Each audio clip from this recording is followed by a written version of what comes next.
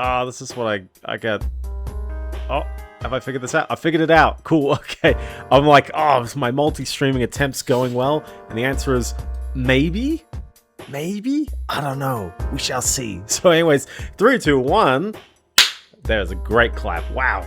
Hello, everybody. Welcome to the stream. It is the Biendeo stream today on this fine 27th of July, 2026. That's the year. Hope you're having a wonderful week, and we'll have a wonderful week ahead of you. My week's been fairly hectic, as always. It's busy. There's lots of stuff going on, but I've also played some games this week, and therefore I get to tell you about the games that I played this week. But most importantly is the game that I'm playing today on this day, which is this one.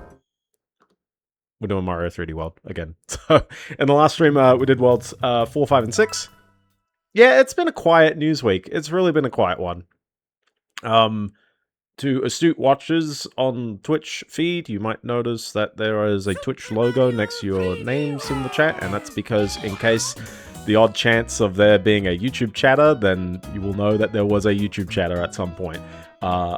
Unfortunately, I haven't figured out how to put a decent backdrop on the text, so you're gonna have to bear with it looking. It's a bit tough to spot out over bright backgrounds or moving backgrounds, unfortunately, and I know I need to work on that. So, yeah, that might be big news. That's also been in my my list. So, but my list is mostly I'm pulling off a bunch of things from Hack News. So maybe start with yours, and we'll just kind of go for it. But other than that, we're going to start with... Actually, before we start with this, the most important part, the most absolutely important part of the list is that I didn't get the flagpole in World 1-4, and I need to get that before I do anything. We need to get the flagpole in 1-4. Have to.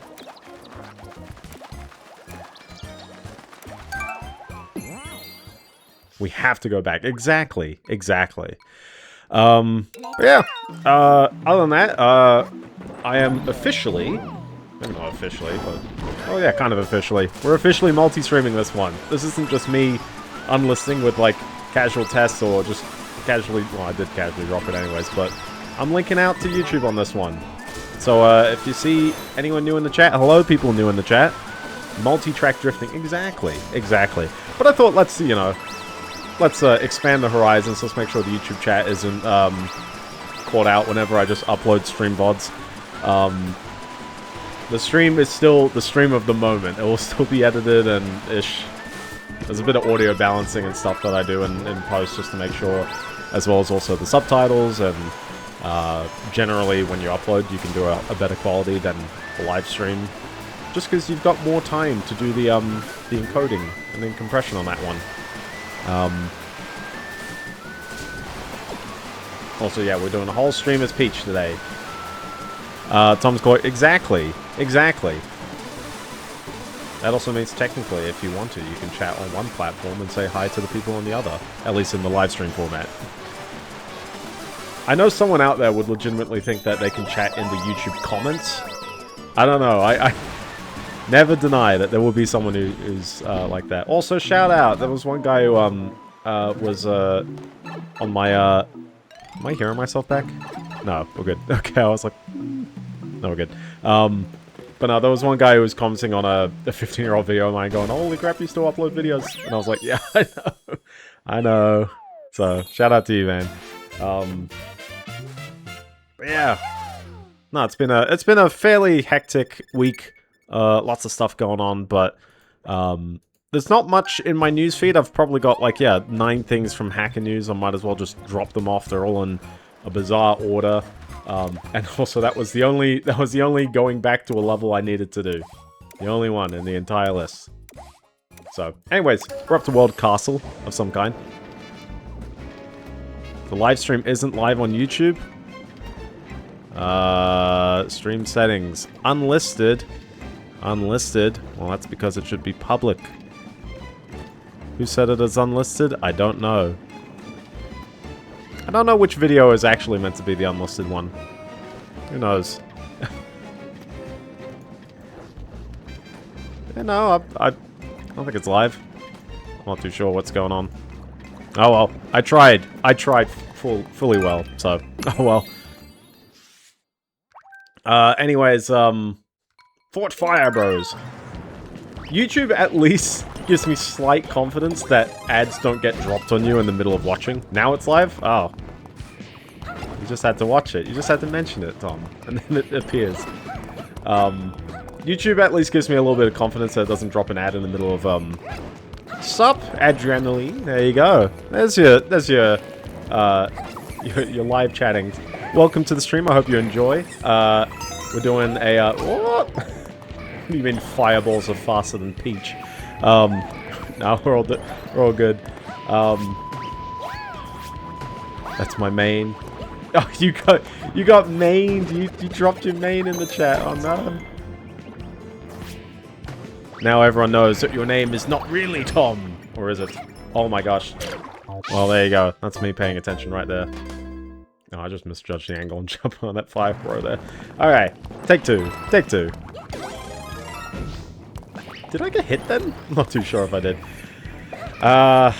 Yeah, random Hacker News comments that are on my, or threads that are on my, my feed is, OpenAI and HuggingFace address, security incident during model evaluation. This is a really bizarre story, which for some odd reason is being, yeah, HuggingFace, yes.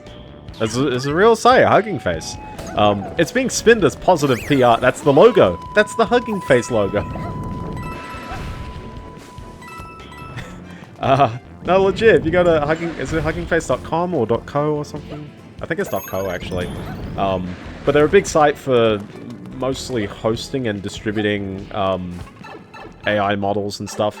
And I mean, they do the good stuff. Alright, let's see if we can kick this one the right way. What? What? Can we get another one? Can we get another one? Or no? Really? One attempt?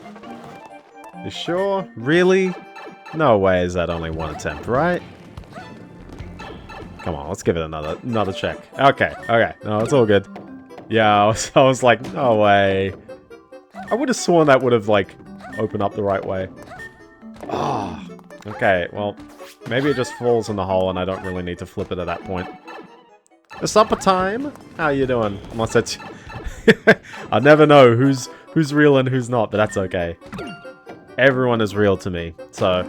but this is a strange scenario, the OpenAI and HuggingFace thing. Basically, they were testing out I guess a version of GPT 5.6 with the...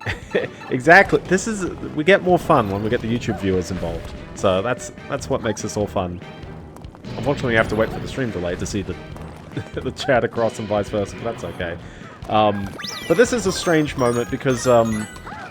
HuggingFace were given access to test with a new version, or not a new version, but an unconstrained version of GPT, and they were basically like, you know, figure out. I'm not too sure what the prompt was. No, it's all good, my man. I'm glad you're still here after all this time as well. Like that's what makes me really happy as a guy who just makes videos, and I don't really. Yeah, it is. It's really interesting news there. But yeah, no, I'm really happy that people are still know me from that long ago. I'm like, oh my gosh. Oh, I thought I jumped a bit low there. So from what I can tell, is that HuggingFace were testing some kind of security protocol, or just like seeing how far the model can go in terms of, I guess, what it's capable of, what its reasoning is. And what they found out is that it understood that it was in a sandbox and decided to break out of the sandbox and started reading stuff from the machines that it was running on. Like, it just broke out of the virtualization and started running amok in the sense of it was querying a lot of stuff. Oh my gosh. This wasn't a breach in the sense of, I don't think anything... Is Castle 2 a hard level? Oh boy. Hopefully it's not too bad. It is in the dark though, so I gotta not run. Or is 5-3. The other one's the hard one. This is the easy one in the list. Well, it's not necessarily the AI apocalypse. Like, the ultimate, you know, problem that we have in this scenario, of course, is well, we broke out of containment. It meant that the containment wasn't good enough. It also means that no matter how much you try and constrain AIs, even though, granted, these were the allegedly unconstrained versions of GPT 5.6, not the kind that mere mortals can access. This is a completely unique version that only HuggingFace could use. I need to double check as well if I didn't pass a torch on the way up. It is a very dark area, but I guess no torch. Okay. But certainly, like, the fact that it ran amok on a system that they otherwise thought was quite, you know, internal, meant technically it was a breach. Now, yeah, nothing malicious happened with any data that it did access, of course, because it didn't really operate on anything. But it's the fact that it broke out of those guardrails and started, you know, doing stuff that made them go, yeah, we need to do a post-mortem on this. And maybe, just maybe, OpenAI thinks that this is good marketing for them. That they basically go, oh, you know, our models are so smart, they can even outsmart even the greatest minds here. And I'm just like, I think it's because no one expects these models to really run amok. But, like, they're somewhat smart enough to know that, like, they can break out of their containment to go towards the way that the weights are trained, which is off Reddit data and human data. I don't think it's a stupidity thing. I don't think it's not a stupidity thing, but I do think that it's rather unexpected. Oh, the float jump makes this so much nicer on me. I mean, we should be getting some hard levels as well, because it is World 7, so... but what's kind of hilarious is that HuggingFace gave their own post-mortem as well. OpenAI got ahead of the game, and they said, hey, yeah, you know, like, our models are so smart, yada, yada, yada.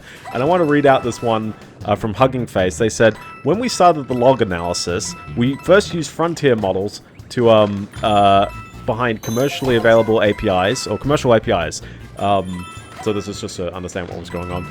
This did not work. The analysis requires submitting large volumes of real attack commands. I was looking away, sorry. I've got another firefly, we're fine. Hold on, we'll get to the end of the sentence in a moment.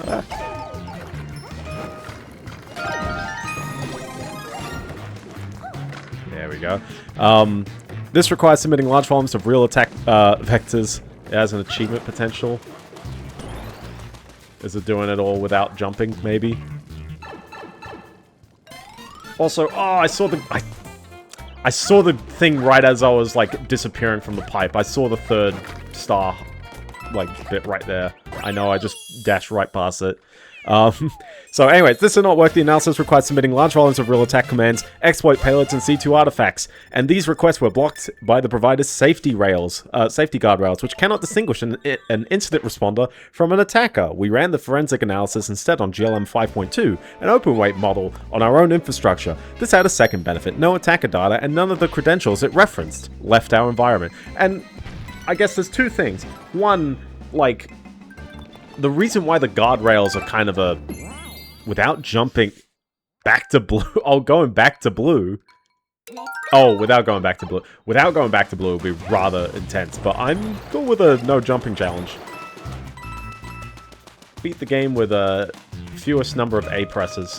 How many A presses does it take to beat Mario 3D World? Who knows? But yeah, never mind that, like, you know, we've got all these AI model guardrails, and obviously, you know, they're going to make the case of, oh, but this one didn't have the guardrails. But the fact that the analysis tried to use real commercial, you know, APIs and failed because the guardrails got too in the way, it doesn't satisfy their use cases. And then the irony that they managed to get not only better performance out of GLM 5.2, which for note is a... I don't want to say it's a Chinese model as if that's a knock on its quality, but rather it's a knock on the restrictions that are applying to the world. GLM's gonna come out and be in the state that it is. You can jump with A, but I jump with B because I'm rocking the Mario World controls, I guess. I'm a bit more used to it nowadays, but I used to be a bit of a purist. I'd do B and A. I'm pretty sure you can you switch it? Nope, I guess you can't switch it. I thought you used to be able to switch it. Maybe in New Super Mario Brothers you used to. But nowadays you cannot, so... But yeah, like, the fact that, like, here is a version of... Or here is a language model that doesn't have the guardrails and therefore is more applicable to this one use case.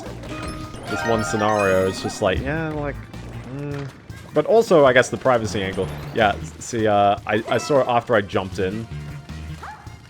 I saw it right after I jumped... Oh.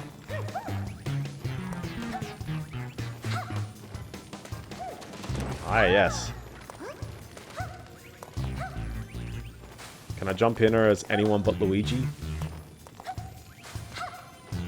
Oh, come on. There you go. It's a bit tight of a jump, isn't it? Oh, jeez. The crouch jump doesn't work at all. There you go. Biendeo learns every minute. Tiny Peach time. Tiny Peach time. It's a long crouch. It's Mario 2 rules. The Mario 2 technique. It's been a while since I played Mario 2. Like, a really long while. It's that, Zelda 2, there's another one that I've, like, never gone back for. Castlevania 3, I actually never meet. Oh, I played Mario 2. It's been ages. Doki Doki Literature Club Panic. Tom 2. Alright, we're Catlands today. Also Hammer Peach, just very briefly. But yeah, I don't know. It's a crazy story in the sense of, like, this actually should be a really big, like, AI's gone crazy kind of story. Because it is, kind of. Like, the theory is there. And obviously, at the end of the day, oh, we're 102nd level. Okay, here we go. Oh, it's just a runny level. How bad can that be? Listen, if I do this first go, I'll be very happy chappy.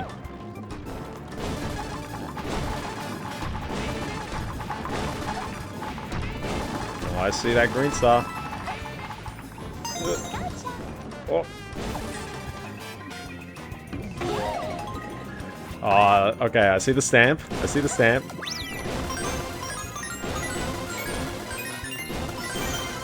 Oh, I gotta come back for the... Oh, I see what you mean about the... Oh. I see what you mean about the, maybe the time on that one. Stamp would be this way, right? There you go. Okay, one more green star. There it is. That's okay. Am I in the right pipe to do this? Yes, I am in the right pipe. Easy money. Easy money, Tom. What are you worried about? What are you worried about? I need to pay attention now. I was like, I'm not looking to the side to get that one. I'm like, oh my god, hold on. I'm paying attention. I'm paying attention. We got it. We got it. So, but yeah, certainly, I don't know. It's a crazy AI story. Don't trust your AI models to run amok. Like, really, just don't. Don't let them, like, how would I put it? Always correct for their tool usage. Kid named attention, exactly. Always correct for their tool usage. Make sure that if they see stuff, like, you know, you gotta run, like, the real tried and true commands. They run ls, they run pwd, they can change directory, they can write into a certain folder, and they only have permissions to write in that folder if you want, or if you should as well. Make sure they don't view across the system. Like, if they... Like, that's why you should kind of keep, like, find an ls a little locked down, or use a container or something to sort of make sure that they're not going too far. Always use source control when you can. And generally just keep it on the rails, because, I mean, these things are tameable, in the sense that, like, you know, like, dogs will still bite people if you provoke them hard enough. It's like an LLM is just gonna, or maybe not if you provoke them, but, like, they're gonna do it sometimes. Tomable even? Maybe. But yeah, give it, like, real dangerous commands in the sense of, like, tell it to, that's why I like this level idea. I think it's good fun. Get out of here, Mr. Bully. Where's my power star? I never know. Was it through... Oh, was it on the overworld? Or was it just there? I like how I tried going back and I'm like... Oh. Hub world? Okay, well, I'm glad we clarified that it was hub world as I jumped back. Nice. That's on me. That's on me. Yeah, I don't know. AI models run amok. It's not exactly a news story, but certainly it's yet another notch. Also, OpenAI, you are crazy for spinning this as a positive thing. This is not a, oh, GPT is so smart. It's like, well, it clearly violated its own guardrails that, like, even HuggingFace would have set for them.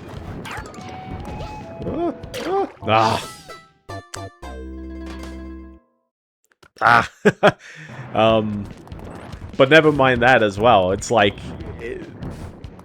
this is, I think someone described it as, imagine a food company, like, advertising that there's a, you know, how wonderful their products are because they had a recall. This is the exact same thing. This is basically like, this product is, like, it cannot be sold to you in that state.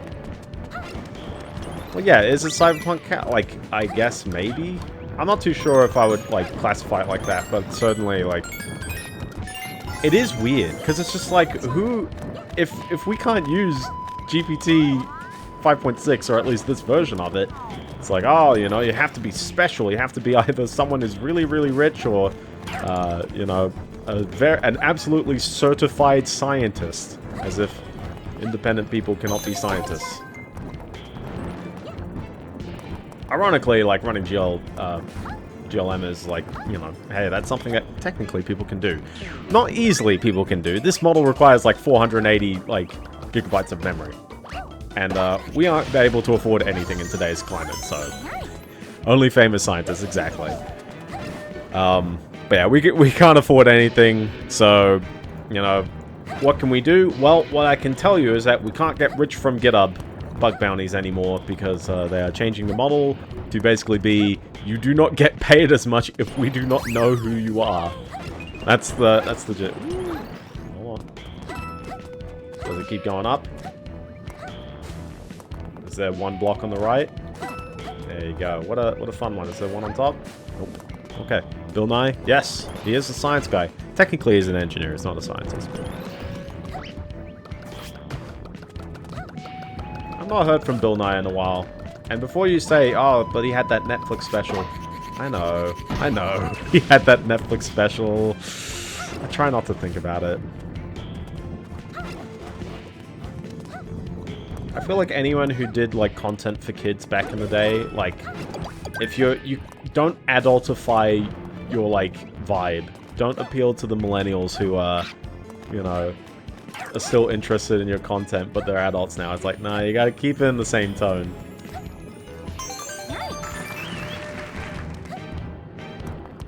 I think we're almost at the end. Oh, there we go. Nothing to the right. Nothing to the right. So, but yeah, no more bug bounties from GitHub. Also, here's a side note as well.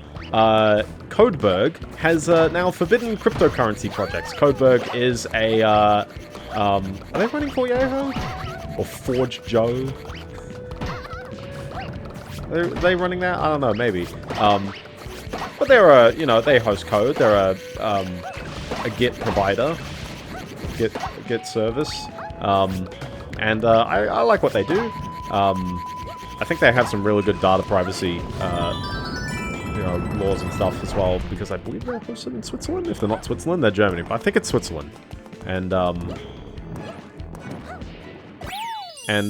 yeah, no, they've said no to cryptocurrency projects, which is, certainly a move that I think is gonna ruffle some feathers, and I have mixed opinions, because I don't think cryptocurrency is really the end of the world.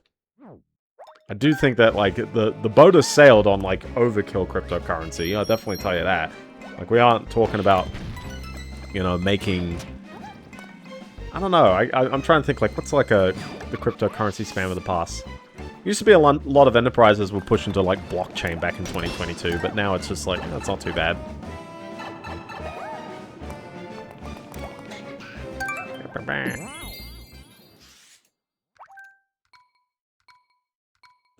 But yeah. Oh, I was just double checking that everything's all good again. Oh my gosh, how many fire bros we have? Woo, woo.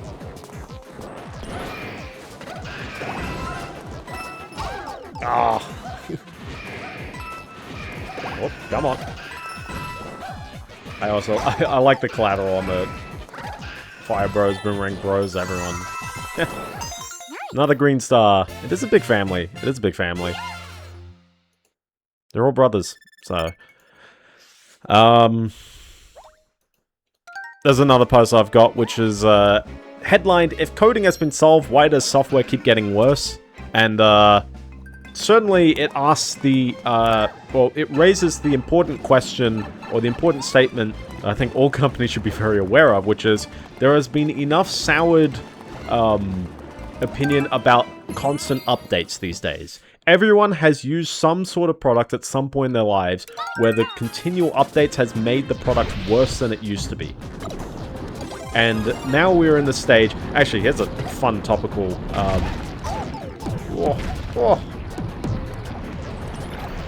Yeah, there's that. It's a bit of a tricky scenario right there. Okay, let's just go quick. Oh, never mind. Never mind, we're going slow. And he's crushed his child. Okay, sure. Can't deal with these fire bros, though. What are the names of these guys? I mean, every Mario anime has a name, but I'm just curious, like, what these ones are called.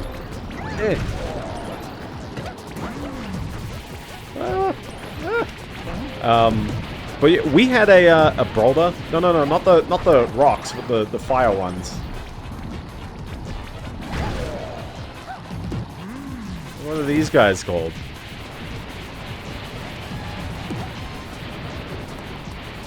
Also, Boulder should have been in Mario Kart Tour. It is a harder version of the World 4 boss, yeah.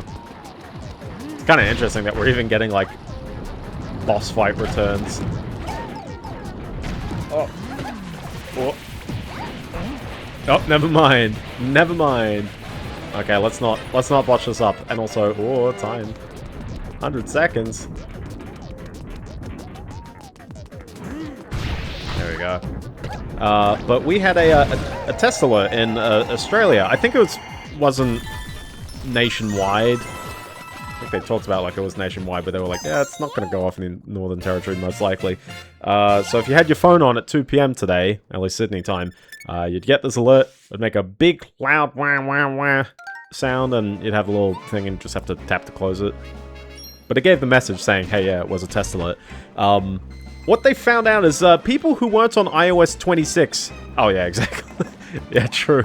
But people who were on any version older than iOS 26, which for reference is only the latest version, if you've got an ever so slightly older phone or you just don't regularly update, you wouldn't have seen this. And given that it's a test alert, they're like, they need to make sure that people do indeed get alerts. What is he gonna do that's gonna make this trickier than the last fight? Because he's kind of just taking it like he normally does. It's called Splorch. Oh, the Splorch.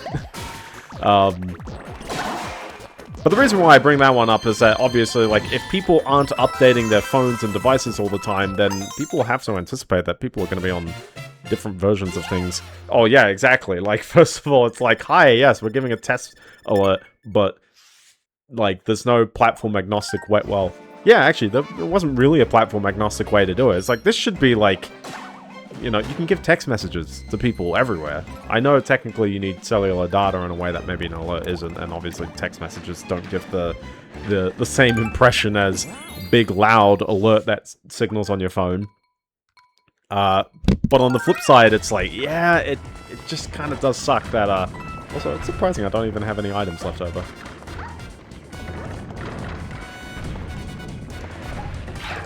A mini, and I don't have a way to fix that. I like the levels like this, though. Nice, good fun. I love how many areas in Odyssey are designed exactly like this, but it's like, no. 3D World did a lot of this. And 3D Land. And a couple of moments in Galaxy 2, actually.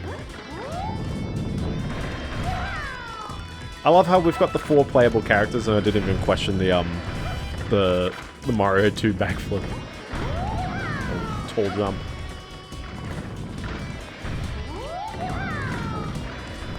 Okay, we're not scooching through like that.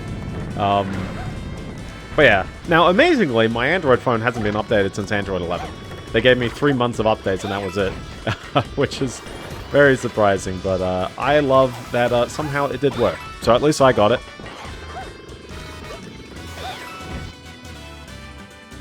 Oh, look at that, a green star. And the circus trolley thing. Ooh. Hold on, second star. Second star. Ah, look at that. Look at that.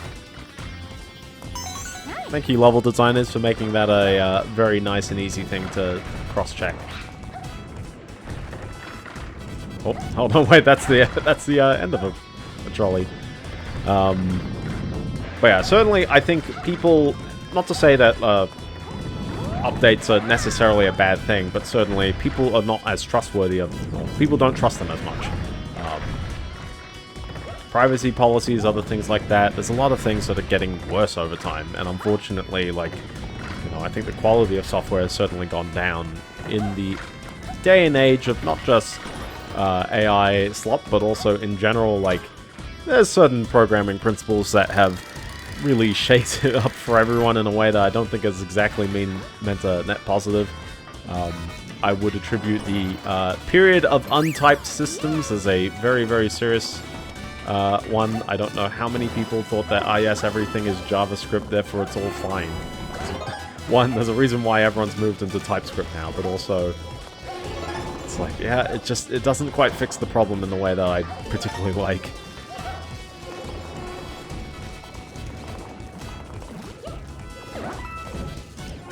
I must break this. I must break this. But how?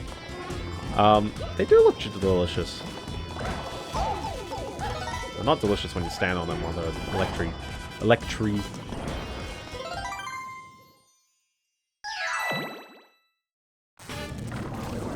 Ah! What are the odds? What are the odds that there is a, Yeah, that was a certified moment. What are the odds that... What's the item I'd get? Tanuki? No. They're not giving me an item here. They're just kind of sticking to mushroom on this one. But, like, I need a Tanuki leaf in order to get into those, or the cat. But I need that in order to get into the bricks there. Whoa. And I'm wondering, what are the odds that the green star is hiding in there? I can do a roll? Oh, true. True, I can do a roll. Gosh, all these movement techs I've just not been exploiting. Whoop.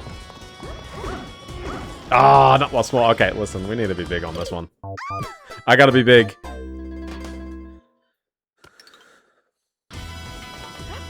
Unless you saw it higher. Listen, I got 82 lives. I can burn it. I can burn my lives. I can burn them. Yeah, I don't know. Maybe this is an engagement challenge. What technologies or other things have you used where you've been like, yeah, you know what? Like, either they're getting a bit worse or I'm not updating them. I think one that a lot of people are really feeling is streaming services are just not in love anymore. People don't love the streaming services as much, and they're definitely waning in user count a little bit, but then they're gaining customers in other places. But unfortunately for a streaming service, once you soil it did work, yes. But once, sorry, not soil. Once you sour your opinion of maybe one or even two streaming services, it's like the likelihood that you'd want to keep using more streaming services is not that high. This area is kind of annoying when you don't clear them out ahead of time. Oh my goodness, it is very, very low. How far does it keep coming at me? Oh, it keeps coming at you. Okay. Let's get the good jump. Let's get the good jump. Woo! Flagpoles are so easy as Peach, I'll tell you that. There we go. Gosh, we've done a lot of levels. I think this is actually like... Is this the biggest world by the number of levels, or is it the next world? I don't know if I'd be able to do the 9th world in full this stream. We'll sort of time box to see how we go. But there are a lot of levels in this one. Actually, is it on the map screen as well? Yeah, like, I mean, it's kind of the same as the previous one. It's kind of the same. We got a Captain Toad level somewhere. Is it here? Probably. Oh, look, Captain Toad. Capitan Toadatan. But that's okay, because you know what's getting worse? The fact that things are being taken away from us. For example, Android may soon restrict on-device ADB, i.e., just because you bought your Android phone doesn't mean that you should have the ability to, I guess, install arbitrary software on it. Maybe as a security thing, I get why grabbing someone's phone and being able to use this access is, like, not as desirable. But it's also one where it's like, if I buy a phone, what option do I have here? Oh, come on. He's not making any progress. Oh no, he is making progress. He will make it. He will make it.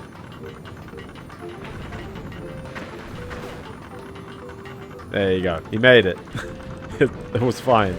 Oh boy, what's the angle I've got going on here? There you go. Listen, these Captain Toad levels better get a bit more involved, you know?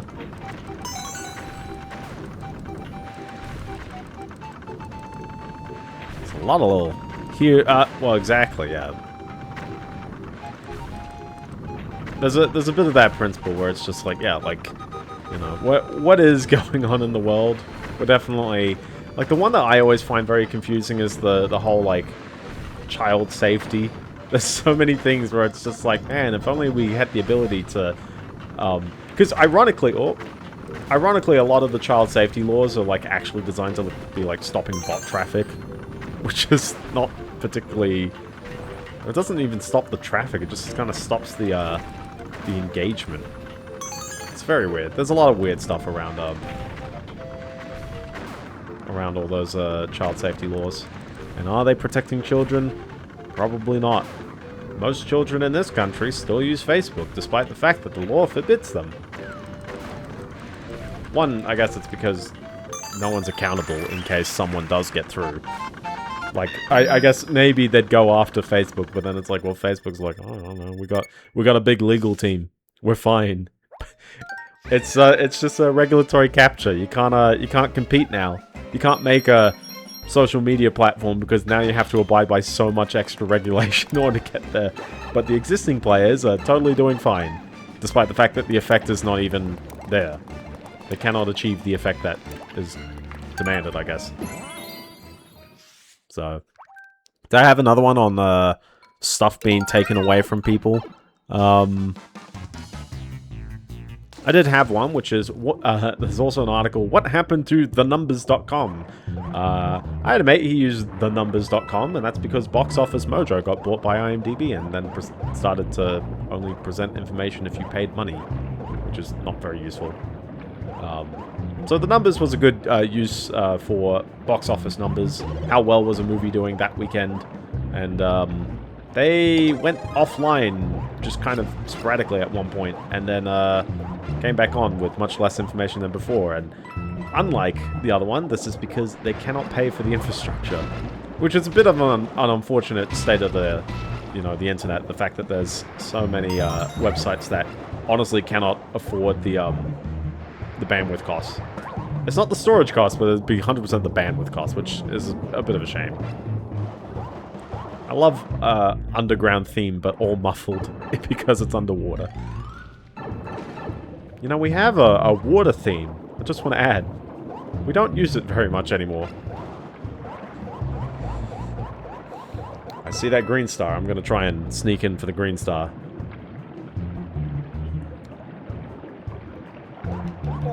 No, no, no, no, no. Oh. I'm gonna have to go. We're gonna have to try again. But yeah, is it necessarily a sign that AI is making everything worse? Of course not. It's, people are gonna be scraping data and making bots regardless. This was happening in the pre-AI world, and it still happens now. Oh my goodness, I'm just like out of sync on this one. It'd be easiest to just get it from here. Jeez. What are the names of these enemies? They never show up in anything else. These are almost like Rayman Legends style enemies, you know? Almost. Camera zooms, ready? There you go, first try. First try. I don't have the stamp, and I have a gut feeling that the stamp would be somewhere under the loop here.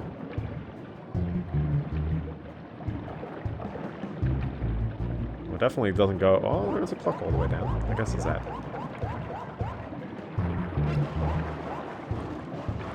I don't suppose they pulled a little Metroid like gap in the swimming. Oh, I need the gap. There you go. Peach is definitely holding her breath, I'll tell ya. Okay, down we go into the pipe. There we go. But other than that, that's really my news. I've played a few games this week. Rammerhead, great name. Great name. I've played a few games this week. What are these guys called? Oh, never mind. I guess they're tadpole related, but... Ah. I'm curious what's in the muck. Wow, coins.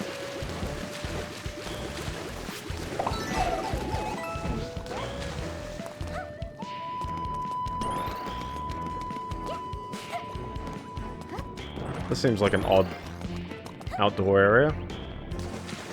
I know I'm about to hit 100 seconds on the clock, but I'm really curious what happens when I kill these guys.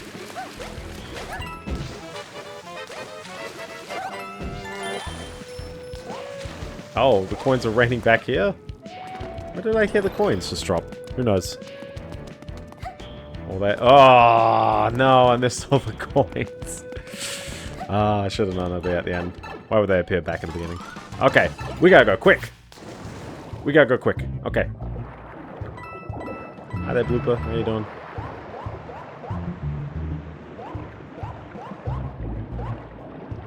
Alright, if you see a green star, we're going for it, I guess. We're going for it. We're going for it. Ah, really? Never mind. We need a fire flower to get in there. That's ever so slightly unfortunate. Is there even a firefly around here, or no? That's just the shell. The shell is my one bit of salvation, maybe, or a star. Yeah, true. If there's a star nearby, maybe. Ah, never mind. Can't bring the shell in. What is this, Mario World? Get out of here with that. But yeah, I've been playing a number of fairly alright games. I'm still ever so slowly trudging along with Shining in the Holy Ark, and it's definitely getting places, I'll tell you that. I don't think there's a star around here. I think I just have to suck that one up for the moment. Come back later with a fire flower. Bit of a cheeky angle there. I don't know where the badge is as well.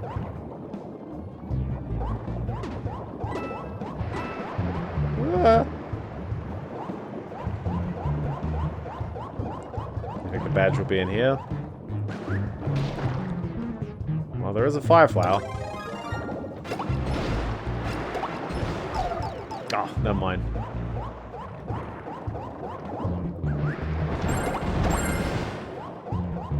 Look at that bit of brightness right there. Very, very nice.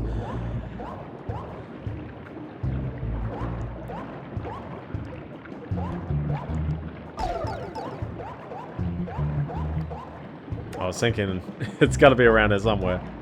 There you go. Next one, go down. There you go.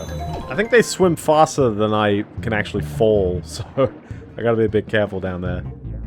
You see what I mean? Yeah. Okay, well, we will come back with a fire flower.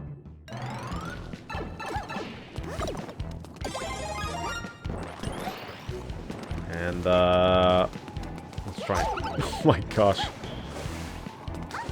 I'm not doing a good job in, I'm not doing a good job. I'm not doing a good job. Ah. Me when I have to go back to the level. Let's just go back for all the reasons. Let's go back for all the reasons. Why not? Why not? So... Oh well. But yeah, a couple of games I played this week. I might as well mention each one. First one that I played is a game called Lotto Fun. It is a lottery game. It is a lot of fun, is it not? Yeah. How do I just go back to the first level? Because I really need to, like, I need to get I need to get a power-up just so I'm not, like, powerless. I get a mushroom. Some people like gambling, I guess.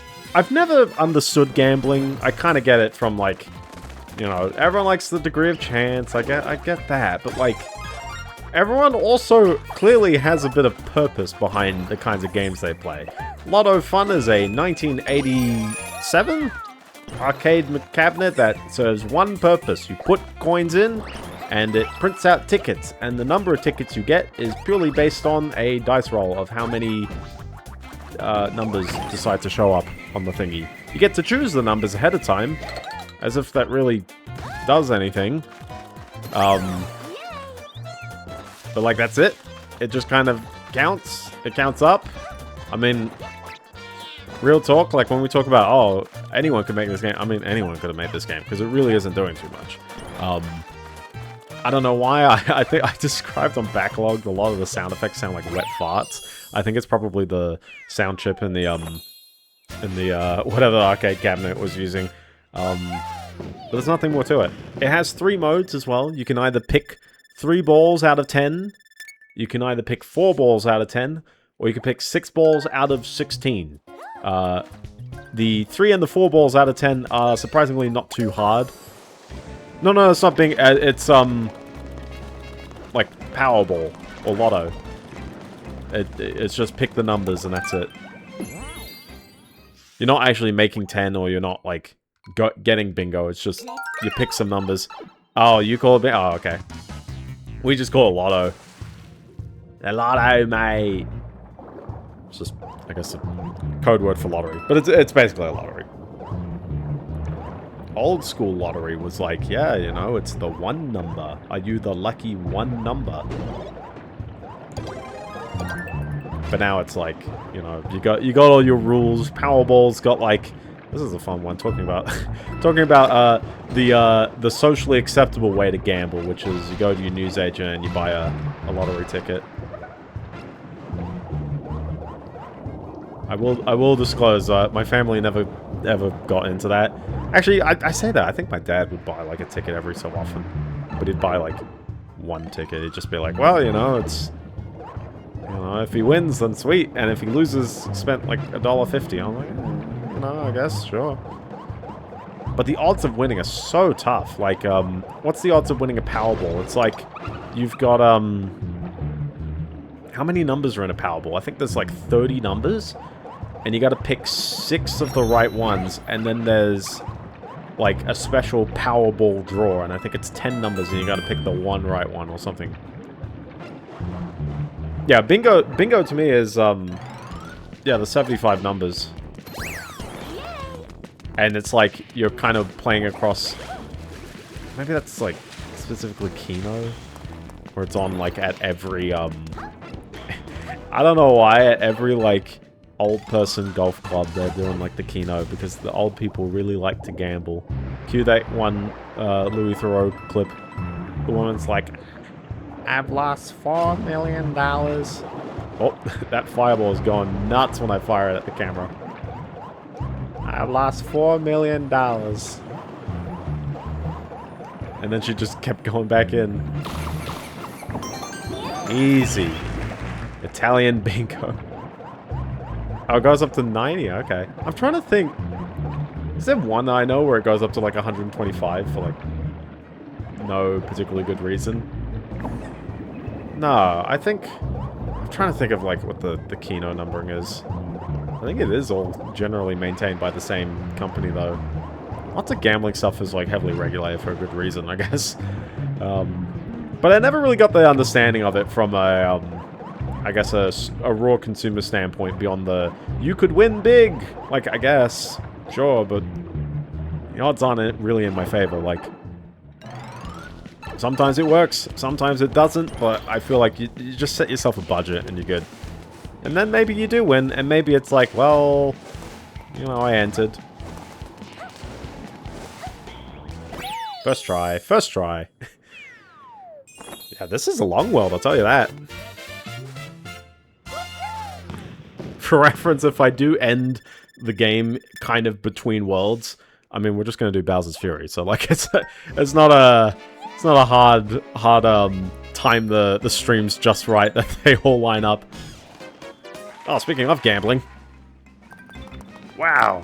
So, I don't have much to say about Lotto Fun, just don't worry, it's not worth your time. It's a curiosity, and it has an achievement set, which is exactly as you'd expect. A redemption game. Oh yeah, you get the fun ones where it's like, very nice, by the way. You get the fun ones where, it's, like, you know, it's a game of chance, it's a excitement puzzle or something. Pride and accomplishment, you know? So is this the last level of... Yeah, in the castle, I guess. Lots of levels. Simmering lava lake. I don't like timing my jumps. In the same way that I could time the Lotto Fun game and maybe have slightly better odds.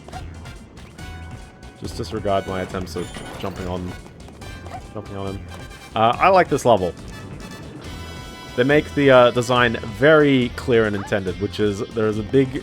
there's no paint. There's no paint on the walls once it, once the lava goes up to it. Also, Boomerang Bro. We haven't really had the Boomerang Bro very much in this game so far.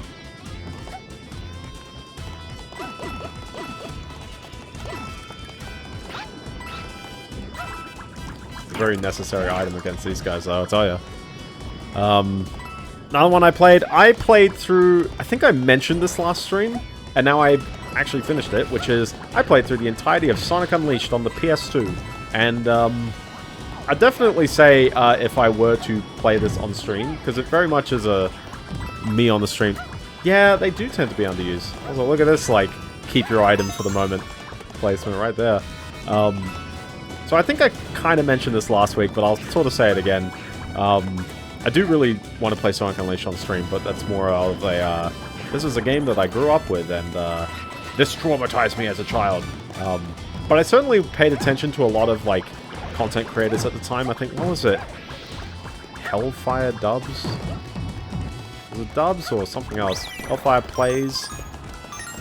They had a bunch of, what? Oh, there goes the boomerang, I guess.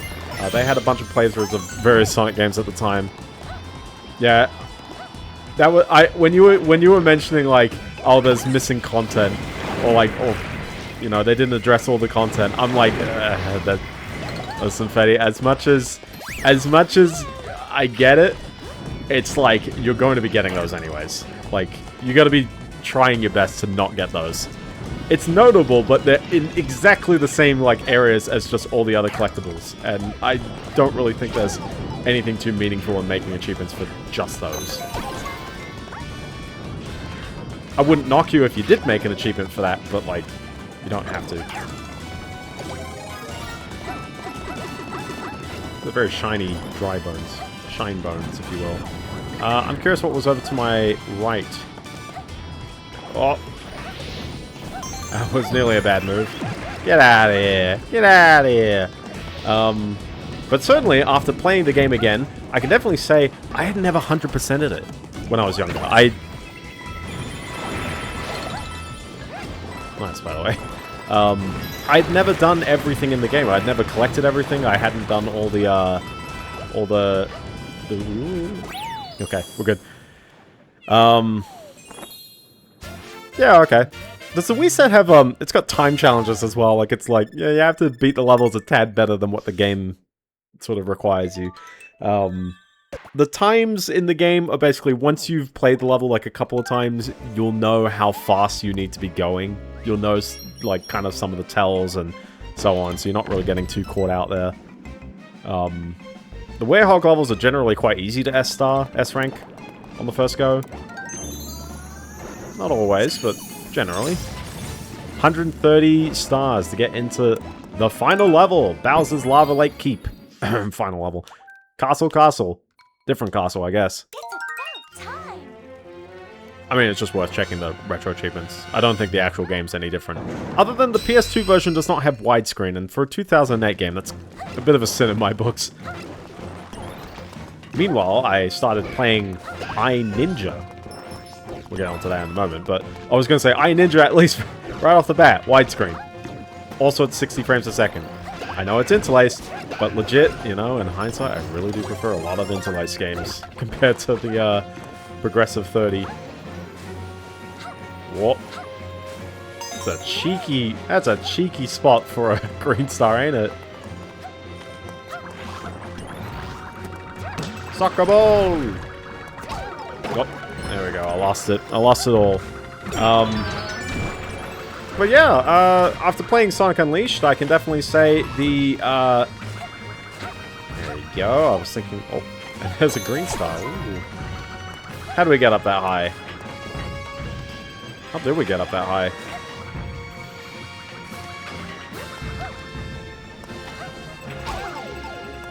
Oh, I'm not supposed to jump on that guy.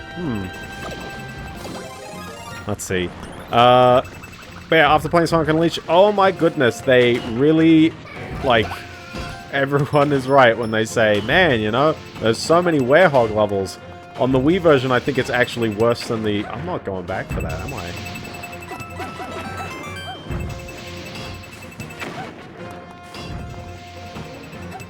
I'm gonna give it a look for a bit, but I probably need enough time to beat the boss. These guys I don't bounce off of them. So how come I can wall jump up here? Oh, did I need to not knock that thing down? Listen, the level's short. Oh, hold on. Retrying from the ground. Level's short enough, I can retry it. I'm not looking at the screen, I tell ya.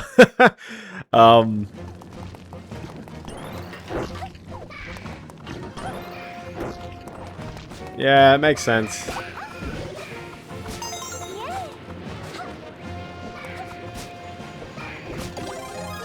I don't want that, thank you very much.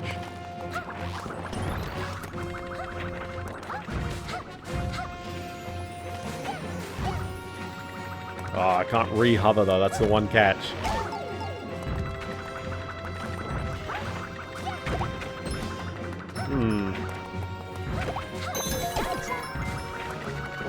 I mean, I can't really do some crazy high jumps here. Boss is like... I mean, I would imagine it's another Bowser hallway.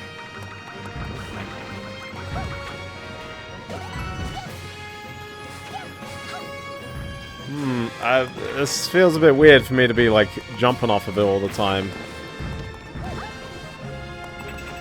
Don't suppose the soccer ball goes up there. I almost got it. It really does feel odd, though.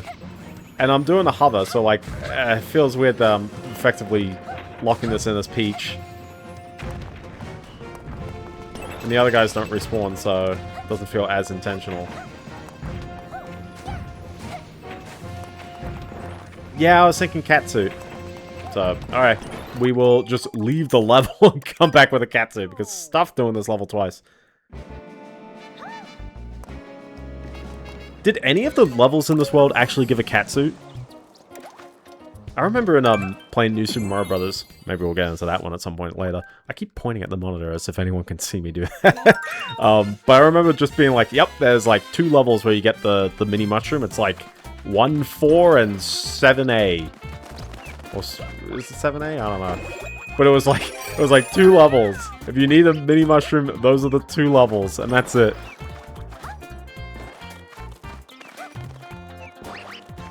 How many times can I just beat the first level of the game because I need a cat?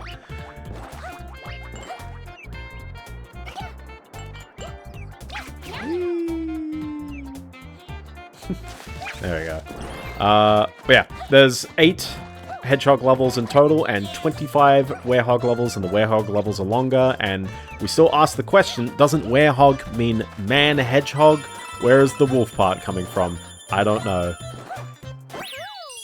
The Werehog levels are a bit bland, honestly. I kind of like the platforming at times, but the actual beat-em-up is really mindless. They give you like some combos later in the game, like you just unlock them through an experience bar system, but you end up unlocking them all throughout the game, and generally just the regular slaps does most of the job for you. You don't need anything else in order to really beat the enemies any better.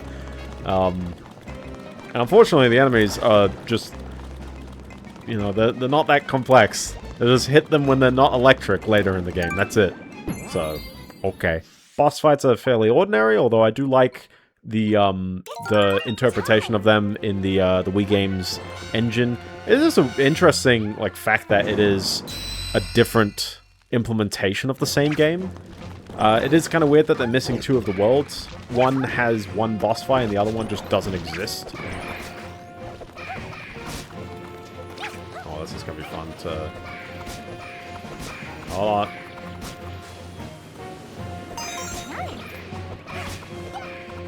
There we go. Alright, up the cat we go. And I also need the, I need the stamp. I'm curious if you can, like, vault over this whole building at this rate.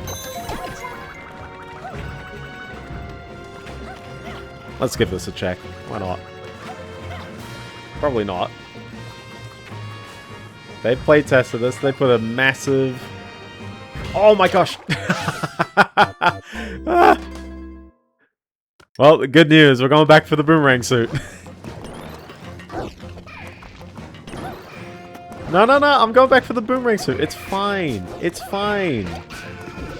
It's fine. It was fine. We're exploiting the fact that in the Switch version, the green stars don't unspawn. Despawn. Im-spawn, if you will. But yeah. Visually, it's alright on the PS2. Actually, like, other than some lower resolution texture work, I feel like it kind of looks about the same as the Wii version, so... Fairly alright job there. Probably resolution is a problem. I'm not sure I need to keep the... Might as well just give it another go. Just give it another go. They are the same content-wise. It's just, obviously the Wii is a much more powerful machine than the PS2. I mean, even the GameCube's a more powerful machine than the PS2. And yet, we are like, wrangling that thing. The PS2... really, like, shouldn't have lasted as long as it did. And yet somehow it did. We only need half the bricks broken. But yeah, I guess it works because, hold on, we'll tuck in. There you go. Easy money. Okay, now I need to keep this until the end of the level, apparently. It is the console that keeps on giving, and in the same way as maybe the PS4 will be another console that keeps on giving. Or the Switch. We'll probably see Switch releases of games come out for eons. Meanwhile, who remembers the Xbox One? What is happening here? Oh. Oh. Well, that would have saved me like 40 seconds.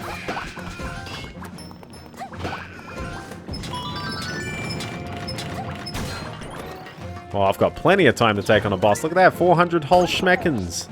Because look how fast they go down. Warbot on it. Probably the, Isn't Warbot the red guy? He's technically white in this version, but it's the same model. Doesn't say anything. Oh yeah, I do need to do the gold train again, true. Has it been 25 levels? Who knows? Bowser's car is even fancier than it was last time. I'm gonna breathe fire over these spikes. Curious if having the boomerang will make this fight a bit easier on me. But yeah, worth double checking. You know, this is designed exactly like a boss fight from Sonic Unleashed. Never mind, we don't get that. Yeah, it's kind of weird that he's there in the cutscenes. But yeah, he doesn't say anything. It is an interesting game from the sort of, I guess, this transition period of Sonic the Hedgehog, where I think they were directly responding to the negative feedback from Sonic 06 in particular, but also in general people felt it going into Sonic Heroes and Sonic. It was only the one in this one, but I like them in colors. They were good fun. Did they show up in a later Sonic game? I don't know if they did.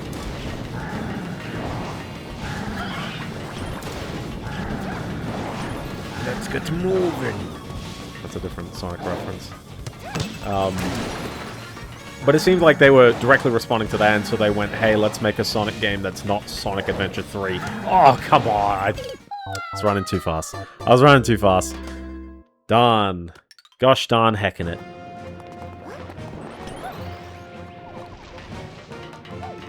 But definitely, I'll tell you, I don't remember a thing about the Werehog levels. After playing the game again, I knew the boss fights, and I knew the Sonic levels, but I didn't remember the Werehog levels, man. I know the Werehog levels were also Sonic, but you know what I mean.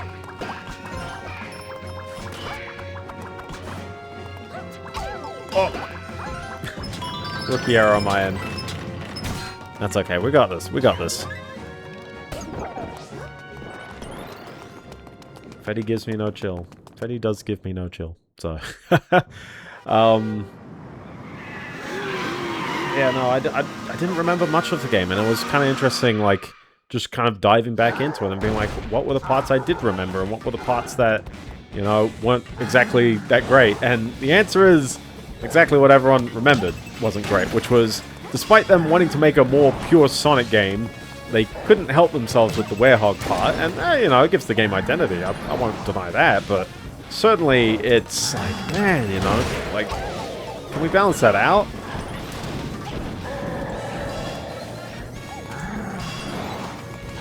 Nah, man, I'm not gonna die on this one. We're gonna ride this one through. Oh, never mind. I gotta just mental note every time there's a jump. Nope. We'll just keep chasing them. We'll just keep chasing them. It's a bit of a tricky fight, though. It's got a lot of stuff going on here. He keeps spitting everywhere. He's spitting straight facts.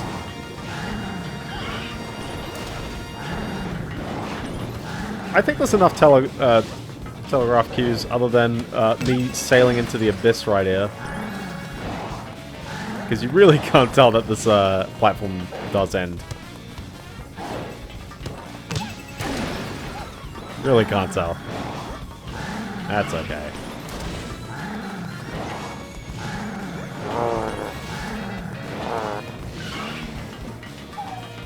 And on to the next bit of randomly generated ground. Or it's the same bit of randomly... No, it's different. It's got jumps.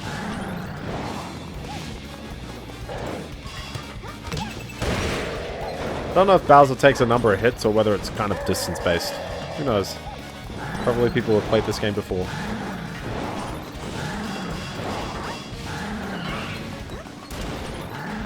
And he's smoking. Yeah, I don't know.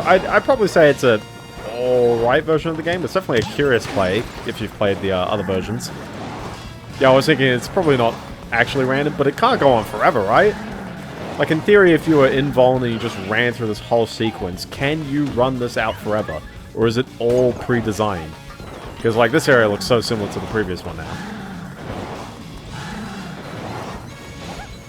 It's gonna start lobbing at me. Come on, give us another one. Biendeo complains of every time the bosses take only 3 hits.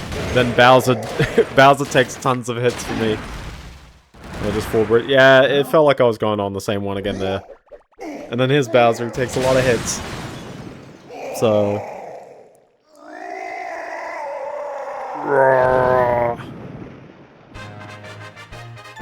Makes sense. Makes sense. But I did play another curious Wii port, although it's probably of a game that people enjoy much, much more. And that is, I played Call of Duty Black Ops on the Wii. I had a mate challenge me to play it with the pointer controls, and then I played a bit on veteran difficulty with an actual controller, and I definitely have a bunch of things. First of all, I've actually never played a Call of Duty campaign. I've played multiplayer with people, but I've never actually sat down to play a campaign. And it's definitely Call of Duty. I mean, Black Ops is iconic for a reason. I think it's one of the games that might have popularized the first-person psychological trauma sequence.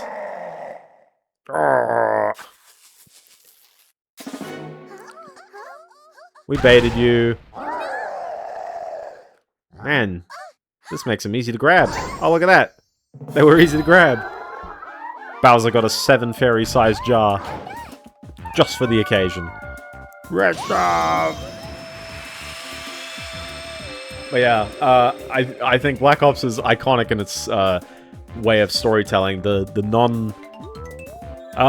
maybe, because I haven't played World at War or the other ones, so I don't know which ones exactly, but I'd definitely say that, you know, the first-person trauma sequences, the unreliable narrator kind of angle, a lot of that stuff had existed before, but certainly was absolutely cemented in Black Ops. Like, that's a trend that every game wanted to do. Far Cry 3, Spec Ops The Line, Bioshock Infinite would pull that off, like, and it's weird as well, because, like, the original System Shock had kinds of elements like that, and yet it's like, well, here we are. Yeah, it's effectively a Black Ops area. Also, I thought, I don't know much about Call of Duty going into this. I know how its gameplay works. Also, Bowserland, the happiest place on Earth. Welcome to Secret World 8. Well, it's not really a secret, but, yeah, we have a world, and it's, just as action-packed as the previous one. This will probably take me the whole stream as well. I should, yeah, maybe I should have. He can definitely tell me how to beat veteran difficulty, because I got up to, was it SOG, the 5th level, and there's this one part where you're on a hill, and I'm just like, I struggled on my, like, normal difficulty playthrough. I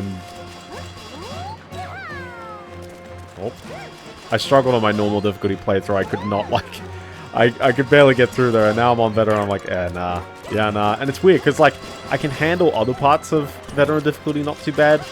And I've played, GoldenEye, which is not Call of Duty, I know, but it's similar enough, the Wii one. I wonder if that was coins at the top of that, or whether it's actually a, collectible. I love this rain effect, by the way. I know it's all screen space, but it's like, oh, screen space rain is a darn cool effect if you're doing a stylish way. Grenade spam. It is a big grenade spam, isn't it? Also, hi. Hi, what? Is this cat only? Is that a cat only green star placement? Do I have to keep playing the first level again? I think I do, actually. Wow. Mean, guys. Meanie zucchini on that one.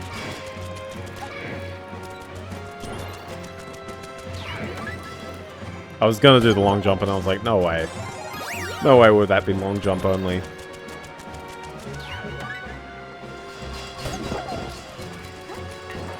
I love the cheeky go backwards in the level and see what happens.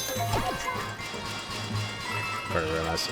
But yeah, no. The shooting is fairly solid. And I say fairly solid. I feel like the Wii version, there's a bit of a weird delay on, like, when you shoot someone and when... yeah, it only has one map. It's only got one of the zombies maps, and it doesn't have split screen multiplayer in any way, which means you don't get to do zombies multiplayer, you don't get to do the campaign multiplayer, and you don't get to play any of the actual multiplayer anymore because the servers were taken down 3 years ago, which is a bit unfortunate for all that kind of stuff. But yeah, pointer controls are novel, but I find that they don't really work the best in this game because, two reasons. One is that I felt like it took forever to turn around. I know you can adjust that sensitivity, but it felt like it either went too fast or too slow, depending on how you wanted to. I did see one replacement server, but you had to mod your Wii. They had dolphin instructions at least, but it's like, yeah, it's not as easy as just DNS swap, unfortunately. So I feel like it's a tad bit prohibitive on that front. But that's okay. Because, I mean, you know, at the end of the day, do you really need to play the Wii version? Only, I guess, if you own the Wii version. Hold on. 1, 2, 3. For Chivos? True. I mean, we got Battlefield 2 on the PS2 up, so... why not, I guess. Meow. But yeah, other than that, mostly faithful in the Wii version. There's, like, only a couple of differences, like, in that one part where you're using the slingshot, they just replace it with a crossbow because the slingshot needs to use physics and it's a bit too much. But generally, like, you know, the enemy counts feel quite solid and they last for a while. I don't notice any big glaring issues with the visuals beyond, obviously, like, lighting and fog, and character models are obviously not at anywhere near as high detail. They generally rely on the FMVs to handle, you know, the in-between parts a bit better. There's a couple of levels as well where they're just all FMVs. I think particularly the talking levels. Except for shoot, yeah, exactly. There's that. But yeah, I mean, like, you know, it's a solid game. It's definitely a very, very solid game. And so there's no... Whoa. So there's definitely no doubt in my mind that it's like, hey, you know, it's worth playing. Just maybe not the Wii version, but I don't know. But it's not a bad version of the game. Last one, and I started playing I iNinja. I've got, like, I'm about halfway in. Shooting down the ships is very tedious, guys. I know at least you only have to do it twice, but I love me my Argonaut Studios. I love me my Argonaut, and this is definitely one of the platformers of all time. It lacks a very good identity, unfortunately. It very much is, it's a platformer. It's very Mario 64 style. You go into a level, you're going for a grade, and the grade involves just doing the objective of the level. I did know about the existence of a cancelled sequel, but I didn't know that we had a prototype of it, so I'm curious about that. But I guess I'd maybe need to beat the game first. Also, Billy West is in it. It's curious that after in the same year they did Murphy and Rayman 3 also did this. And I don't think he did any other video game roles in that year, which is a bit weird. It's a bit tricky at times. It's definitely aimed at a bit more of an older crowd. It has a T rating for some reason because the enemies bleed green, and sometimes it splatters across the screen, or at least very subtly across the screen. Yeah, it's an interesting one like that. But yeah, the levels lack a bit of identity. It's a bit like grass level, machine level, more machine level, forest level, swamp level, like... It's a bit of everything kind of just going on, but, like, I don't really know what's the setting that we're really dealing with or anything like that. I'm only 2 worlds in. There are power bones instead of regular... That is true. Why are they all flying? Who knows? We're gonna have another Plessy level, why not? Love this jump, by the way. Also, it's a sand level. Nice, by the way. Okay, oh.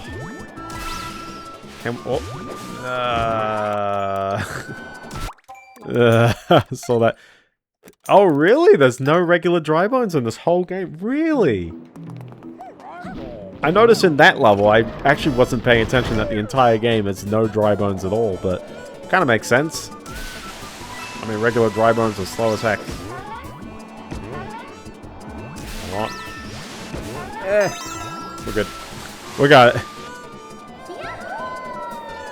This is very galaxy coded, isn't it? Oh. Sorry, Parabitty Buds. Woo. Woo. Can we get that stamp? Oh, no. We cannot get the stamp. That's okay. But yeah, I'll probably have some more to say about iNinja when I beat it next week. But for now, it's a platformer. The other thing I kind of find a bit weak about it is that they wanted Mario 64 it up by having you go back into the levels to get more of the grades. But unfortunately, they don't have any good ideas for how to do that. So they're like, oh, beat the level, but now with a time limit. Okay, but you didn't change anything about the level. Ironically, Sonic Unleashed, it actually tucks away a lot of interesting variations or even, like, new, effectively new daytime stages in the bonus, like, missions only. I thought that was a bit weird. Someone will go like, ah, you know, there's secretly many more daytime stages. I mean, yeah, but, like, yeah, why are they all hidden there? I don't know. That is true. I felt that was something much more improved. Oh no, I felt that was something much more improved with Galaxy 2. I felt the comments in Galaxy 2 were much more meaningful than they were in the first game. Where was the other green star? Is it hiding over here? Is it hiding over there? It'd be kind of mean if they hid it in a tree, so... it's got the comments, and the comments, like, there's a lot of comments that are like, yeah, like, just play this level with a time limit. I fully agree with that. I do agree. The difference is that sometimes the levels in Mario Galaxy are fun, and I'm okay with doing it twice. But I do agree, where it's like, yeah. We have many examples of other platformers. I think Donkey Kong 64 is probably my greatest example. Or Banjo-Tooie. Yeah, where's that second green star? Who knows?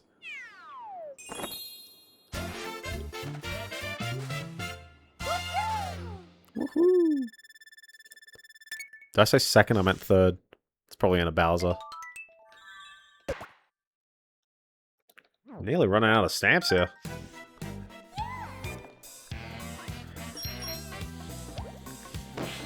We'll say Mario 64 doesn't do it. Banjo-Tooie is good, but also Banjo-Tooie goes overboard. Like, it's actually kind of hard to digest that game. Maybe I'll replay it and it'll make way more sense to me, but I felt like Donkey Kong 64 at the very least, like collecting different colored bananas. Alright, I'm timing it just for you, by the way. One.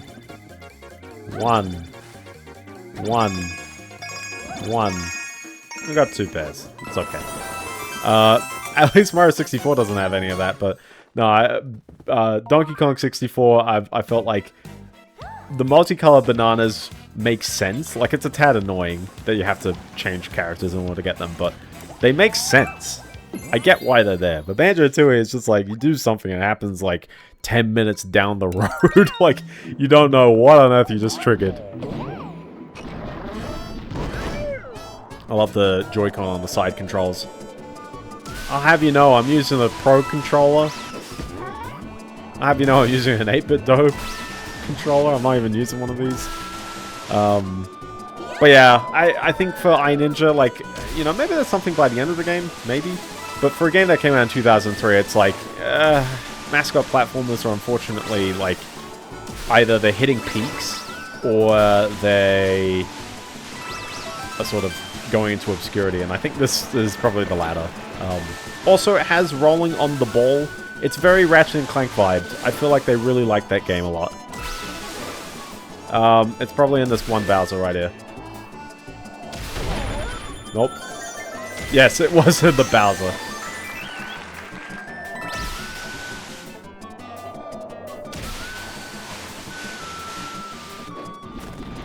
Thank you, Plessy. And your smooth posterior. Did I say that out loud?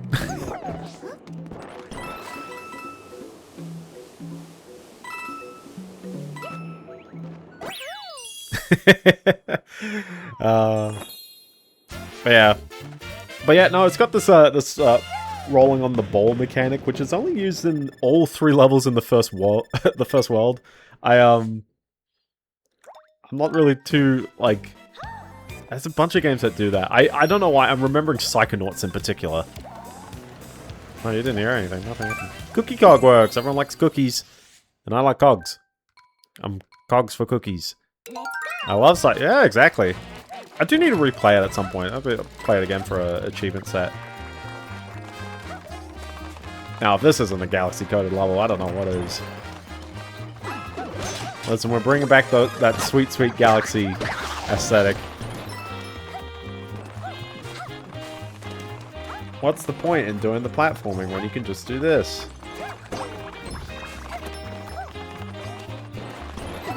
It's an absolute vibe, though, I'll tell you that. There we go. But yeah, only other one that I've played this week, I played RC de Go. I haven't beaten it, and I don't know if I can. RC de Go is it's published by Taito. It's like Densha de Go, but instead of cars or trains, it's remote control cars. Oh, it is great. Such a good level. Such a good aesthetic. We need more sugar levels in games. I mean, after criticizing the Simpsons game for a very non-sequitur first level, but that's okay. I'm worried I'm going to sail right past it. Right past the green star.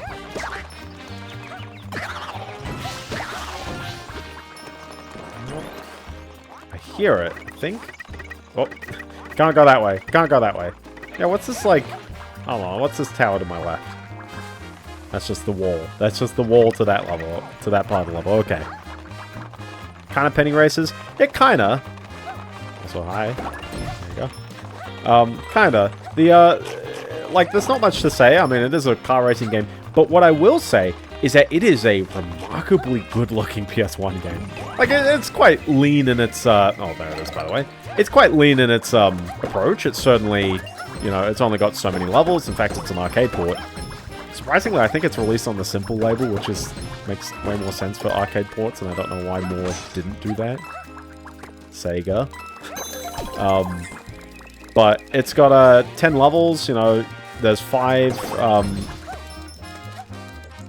sort of scattered across, was it on-road and off-road kind of varieties, which is neat. Yeah, Sega would try and sell them full price all the time, it's kind of annoying.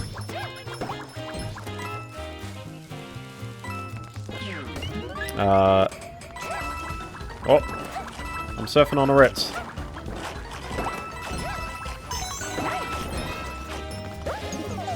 There we go. But what's actually quite surprising is that, like, it runs at 60 interlace. It's like, oh my goodness, it's the thing that I've been asking for like, 40 minutes. Hold on. I see this one coming a mile away. Oh, really? Really? Where's the green star? Because this feels like the end of the level. Unless you're hiding the green star up here or something. Yeah, no, it's the end of the level. What's down there? Is it the green star? I tried dodging this and I accidentally got the top of the flagpole. Nice. Biendeo misses the third, the third star again. It 100% would be past this. Darn. Biendeo's wasting time yet again. But no, it's surprisingly good. Now, it also has a championship mode, and the championship mode is like a little bit Gran Turismo style. And I think this is actually sick as heck. So every like few races, you basically just gotta beat the races. One track, you know, kind of have a crack at it. Once you win, you mark it off as clear, move on to the next one. But you can also just attempt any track. But you have to get better as you go along. So you use the money to buy, you know, upgrades. And the upgrades, you know, they improve your braking, your acceleration, your top speed, your grip. And you've also got to switch between on-road and off-road varieties of the tires and suspension, which is neat, you know. Gives you a bit of a, like, lock into a certain kind of playstyle at first. I think it's alright. Ultimately, the career mode is like an hour and a bit long. But my biggest problem is, oh my goodness, this is designed for like superhuman reflex people. Because it is like absurdly hard. The 6th stage on the on-road is just like remarkably so much harder than the rest. And then once you beat that, you get 2, it is, well, no, but it's not the arcade game is fine. Like, I played on the normal difficulty, and I'm like, yeah, I could beat these without, like, losing. On the hard difficulty, maybe, because, like, I guess your time limit is actually very, very lean. But, like, on normal, easy. Or, not easy, but, like, I could do it on the normal difficulty fairly fine in the arcade mode.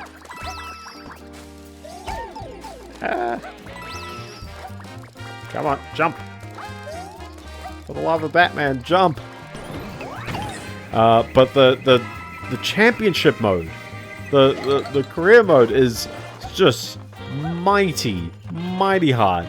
Then yeah, it's got 2 bonus levels at the end, and the bonus levels are just like, oh my goodness.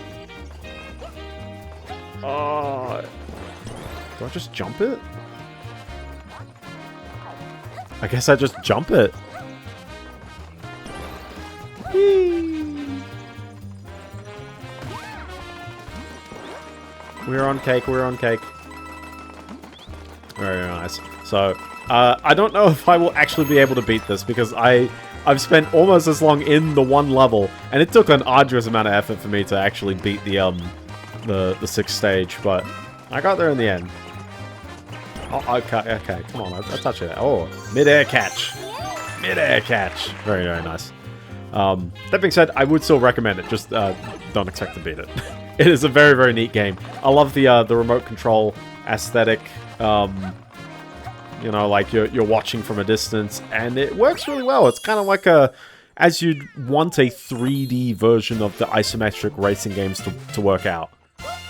Like, it plays really, really nicely. It does. Angles are a little weird, but it's like, you know what? Like, it just takes skill and practice to drive around. And that feeling of progression is really, really punchy. It's just like, you buy 1 upgrade, it's like, yeah, boost your stat by like 3. And you feel it. You really feel it. Also, Fetty, yes, I will go back for the golden train. Wherever was that? Was it in World 5 or was it in World 6?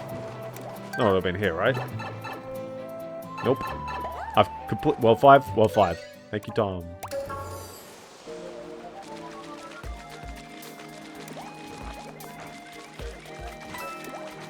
Yes, okay, there's gambling. We'll go back for the gambling in a moment. I want to ride that train.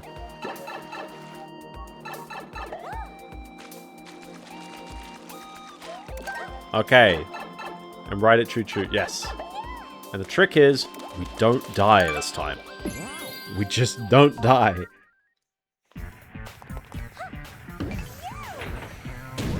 But that's it. That's all the ones that I'm playing or have played. Oh, and I started playing Ion Fury.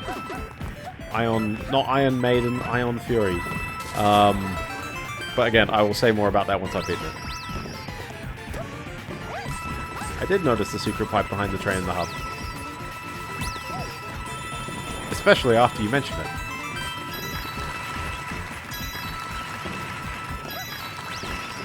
I sure do like New Super Mario Bros. 2.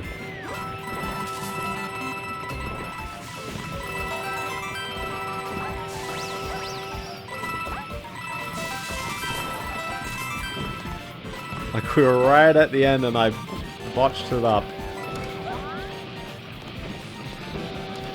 That is indeed the Bowser train. I don't own the DLC though, so I will I might play it, but I'm about halfway through the game and it's really solid. It's really, really darn solid. My only gripe, I wish there were more enemy types. It's a little bit like, yeah, you know, like I like my variety of weapons I'm using. Oh, we just end up here. In World 3, okay. I mean, the nice thing about this game is that it definitely goes like, you're a real gamer, aren't you? You should get all the secrets, and you know, if I ever did play that one on stream, although to be fair, I'd play the other 3D Realms shooters first. Particularly Shadow Warrior would be like the actual next like 3D Realm shooter on that front. I don't know which one I would play next. I've been holding off playing like another it's unlockable stuff. We haven't done... Oh, in this or in Ion Fury? I always keep calling it Ion Maiden because that's what they were going to call it for a moment. Ah, okay. Okay. I'm nearly about to max out the life counter. Anyways, back to the front. I.e., World Bowser. Happiest place on Earth. Blood's great, yeah. I do like Shadow Warrior. I really do like Shadow Warrior's levels a bit, but Blood's great as well. I have not played Redneck Rampage, so I can't tell you about that one. But yeah, I don't know which shooter I'd play next. Different train level. Yeah, I don't know which one. But I've definitely been putting off a little bit just because I felt I played Turok relatively recently, although I guess, you know, it's now getting to be 3 games away, so it's like, it's probably alright. I do know about the lives count, don't worry. Don't worry, I know. I say it in jest. Boing.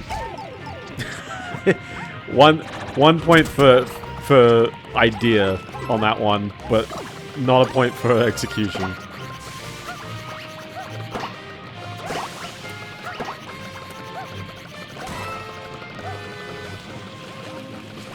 They can't get me while I'm down here. It's like a bug zapper on Anyways, Fetty, give me your news, because we're 4 levels into World Bowser, happiest place on Earth. Also, I tried. But yeah, I probably didn't overlap with any of your stories on that one. I think I did have a piece of gaming news, but I didn't write it down. So I don't really remember what my gaming news was.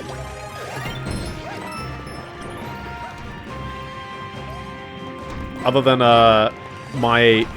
I don't know really anything about Xenoblade 2, so don't tell me that much about it, but the Switch 2 version comes out sometime this week, and the fact that I've now played Xenosaga means I get to die happy that they've connected the 2 finally. It's got extra stuff, and it's got a particular character who shows up as a blade.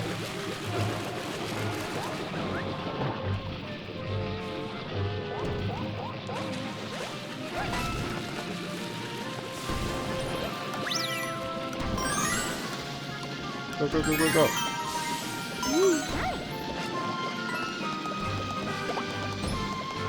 Oh, that's a cheeky stamp. I'm not prepared to get that one right now. Do we just die and try it again? Yeah, we'll just die and try it again. I'm riding off this... Oh, I can't jump off this way.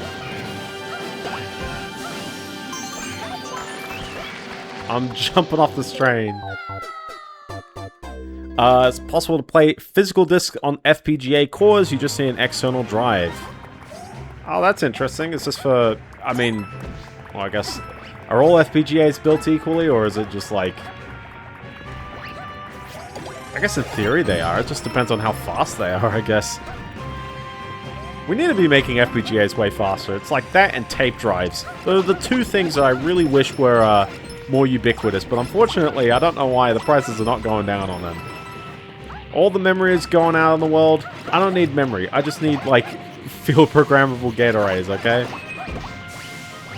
And tape storage, which I know is not as practical to use for your games, but if you've got big archives of stuff, please, because we've got, as well, I don't know if, I don't think I talked about when LTO 10 came out, end of last year, and yeah.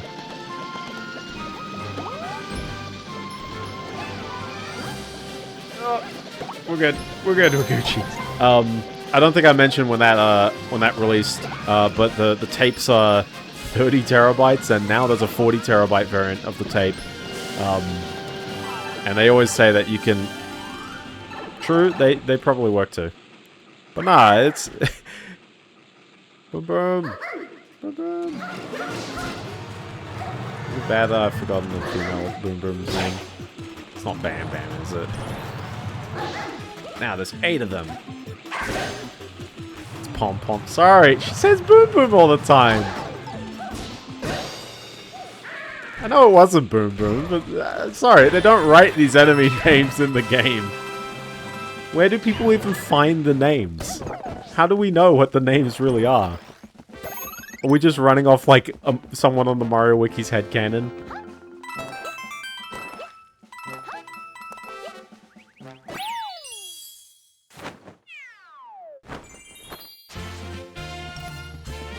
And this enemy is called Rammerhead. True. It's been at least 2 weeks since I played Mario Maker 2. Okay. I know that guy's called a Conkeldurr. I remember that one. Ground pound the question mark box. Ah, okay. But there's something fun about doing it your own way, I guess. Also, is that another level with Plessy chilling up the top? Maybe. We'll see. Okay. Yeah, the guides. Footlight Lane. Is this a... I was like, is this a touch the screen kind of thing?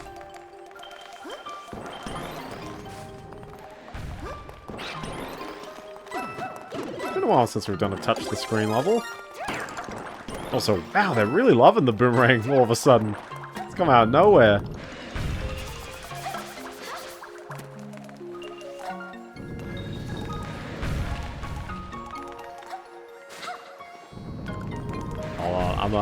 Oh, come on. I have a strong feeling about this one. Oh, he's not going to go down, is he? Okay.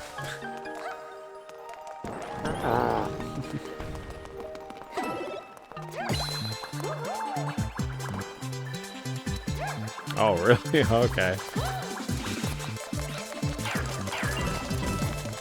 Here we go. Whoop. Well, that's the first one, I guess. So, there we go. Video Game History Foundation recently released a bunch of E3-themed collections. I do miss E3. There's bound to be a lot of, like, old press material and stuff. And I do miss the days of, like, just giving press samples of things, and not, like, as in I ever got a press sample, but rather just, like... You know, how cool would it be to, you know, discover something that was intended to go to the press, and it's just like, oh, you know, that's a piece of history. It's like someone somewhere wanted to make that at some point. You know, we jumped off the ledge there.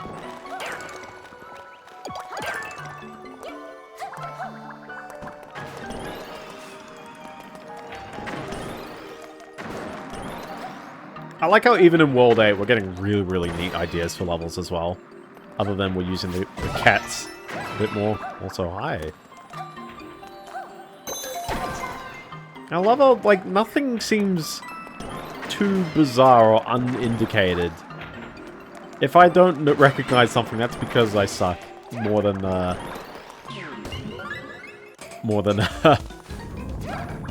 actual, like, quality of the levels.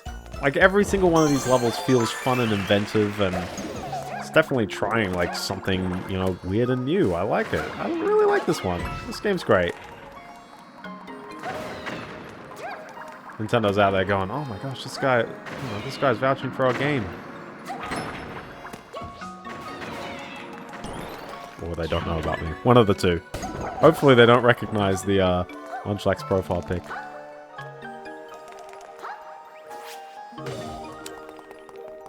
Botch that up. I'm going to do the jump faster this time. Whoop. Too fast. Way too fast.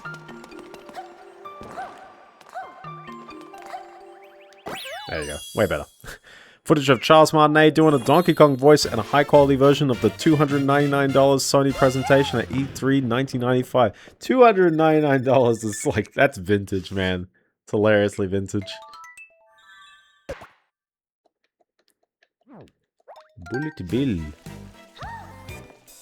And obviously beating this level leads us to the most important level, which is Toad House. Or the Sprixie House. And gambling. It was, yeah.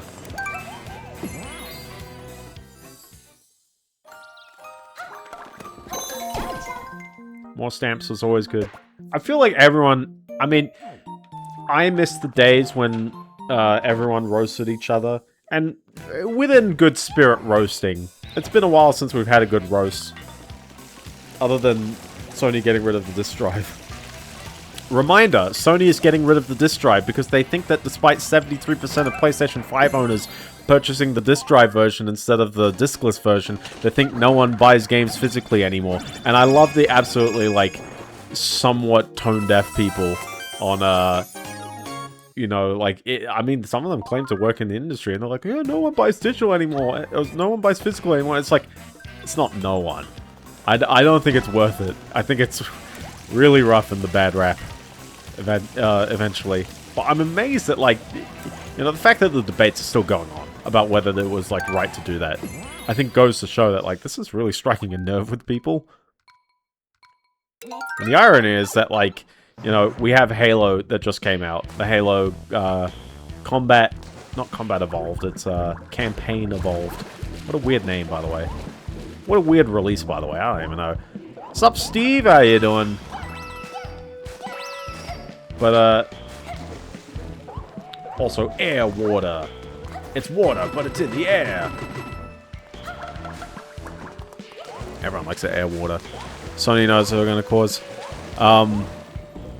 Oh, I mean, you know, if you're in any company, you should probably, like, and especially if you're going to do an announcement like that, you know, probably should actually prep your employees just to make sure that they don't talk rogue. But, like, I mean, what are the odds that, you know, 1 out of 10 PlayStation employees at least, you know, would be burned by this decision?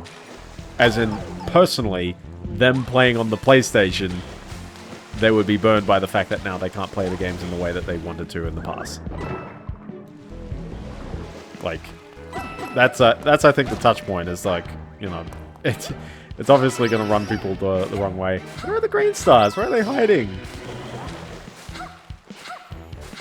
Okay, well, there's definitely one up there. I can smell that one a mile away. I love using the back wall as a wall jump. But alas, I'm going to need some water blocks to get up here. Here's news about a big gaming company. This did not go up all the way. If only I still had my cat. Oh well. Yep, I'm gonna just need the cat again. That's okay. Time for another Plessy level. 2 in 1 world. You know.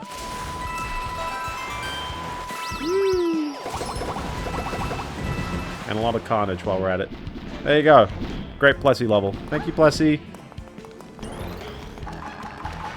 I did see that one. I'm curious. I'm curious, like, what has incentivized them to go and do this now, but hey, you know. Maybe it's because there's a lot of video game movies now popping off. The Sonic movies, the Mario movies. I mean, they're all breaking records for video game tie-in movies, and I think it's just because, does Backrooms count?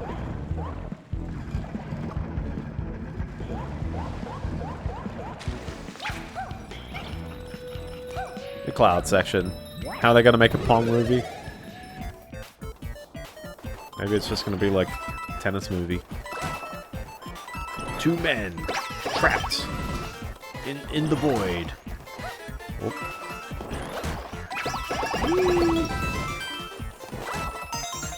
And yes, I do see my life counter, by the way. There you go. There's a deal with Universal, which means, actually, didn't Universal publish the Mario movie? I know it's Illumination, but doesn't Universal do their, distribution? Can't believe I missed two green stars on that one. Meow.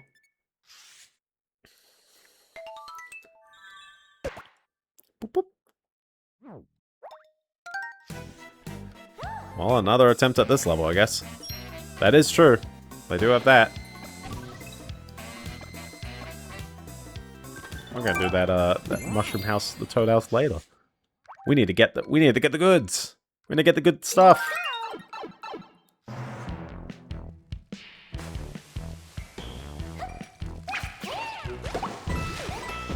And not lose the cat on the way. Please do not lose the cat.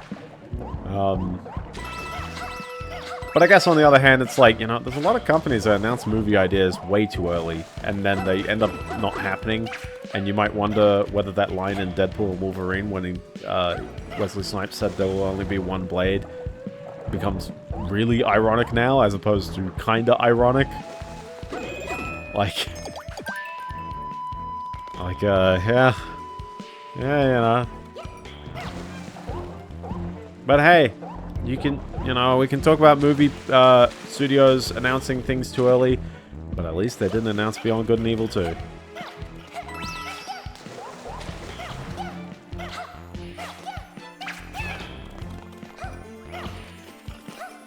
How many times can I roast Beyond Good and Evil 2 in my lifetime?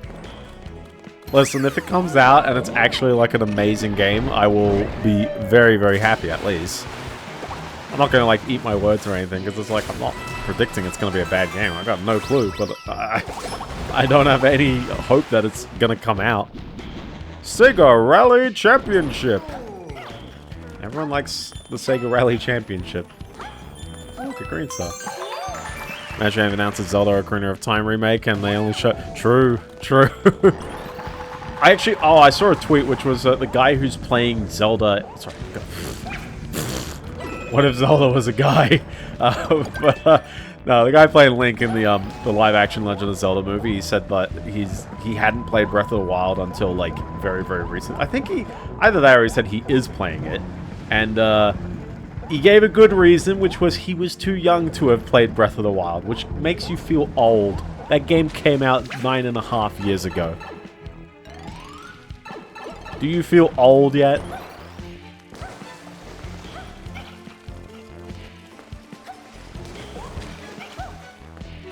Breath of the Wild is almost as old to us now as, like, Phantom Hourglass was to it. It is normal for... Yeah, true. But, like, teasers are teasers. It's like... That's like Marvel stuff where they just announce... They just get Ryan Gosling to walk on stage with Knight Rider logos standing behind him and just... Everyone gets hyped, but it's like, man, how long ago... How far in the process is this? We're getting that Coyote vs. Acme movie. And, like, I'm pretty sure that was filmed, like, 4 years ago. The option for HD UHD scaling, toggle for switching between... No, I'm gonna give it a go. Is this the OG Sega Rally Championship? Also, hi, here's a power-up. That's awesome. Except when you're using the cat and you just flip. We're going on a ghost hunt today. I'm pretty sure there's like Captain Toad levels that play around this kind of mechanic as well. Because he's got the little lamp. I know you can also freeze him as well. And grab the ghost. Grab the ghoulie. Oh, Ella's real. Really? Ella's real. Hold on. Hold on. The obligatory swapped character. Just for the one level. Luigi time. Hey, the arcade version's great. The Saturn version is remarkably good if you ever do play the Saturn version. It's not... I don't think it particularly does anything. Like, it's got a championship mode. But, I mean, the game works well in the arcade context, so, like, I don't particularly demand anything out of it. I also do like how the lights change depending on what color character you are. Which makes the multiplayer very good fun in this area. Terminator 2's... True, true. Wait. Is it 36 years? Oh my gosh, you're right. I think it's just a tad bit further away, but only a tad bit. Can I keep riding this platform or no? No, it's hit the magic wall. No. There's a neat one right there. No, I should give myself the Sega Rally Championship vibe. I gotta say it like that every time. I only know a Full Metal Alchemist by name. I have not watched any Full Metal Alchemist, so I can't tell you if it's Oh. I forgot which character I'm playing as. Unfortunately, no power up for me. But I do have the cat. So at least I got that. This would be a perfect place to add something off to the side or anything like that. Really? Nothing? Just a trapezoidal room. It's got a fan translation. Ooh, there you go. Now all we need is a retro achievement set for Shining Force 3. The second and the third one. That's all I ask.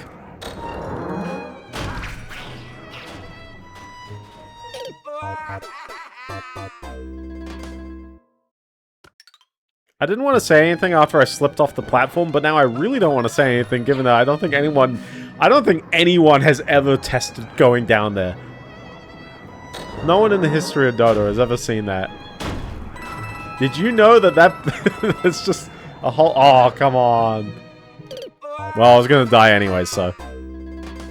As a pioneer move, I'm investigating the space that you would never investigate. But you know I was gonna die anyways here.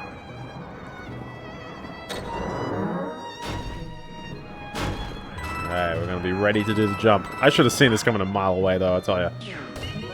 And then imagine if I just went in the door. Look at that, a fishing ghost hunting. It's probably a reason why they, you know, made you play as Luigi for this level for the stamp. The right door is the right door. It's always the right door. Alright, does this spin? Oh, it does spin. Again, neat levels, guys. Like, imagine your ghost hunt level. Ghost house becomes ghost hunt. Lemon showed me this infographic. I'm glad I lost that. Okay.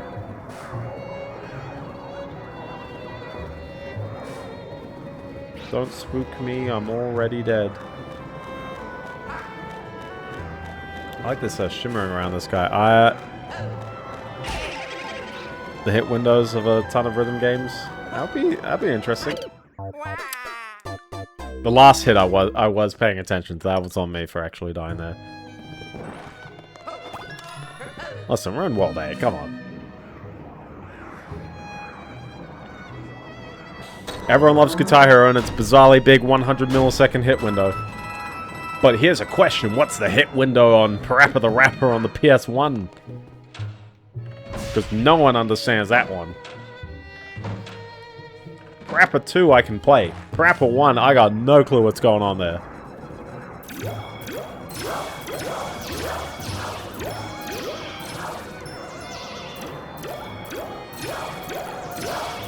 I mean, Clone Hero famously has, like 140, right?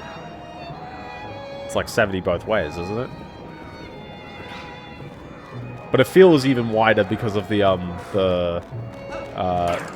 I guess, high frame rate, whereas, like, all the Guitar Heroes, it's like, oh, it's only 60.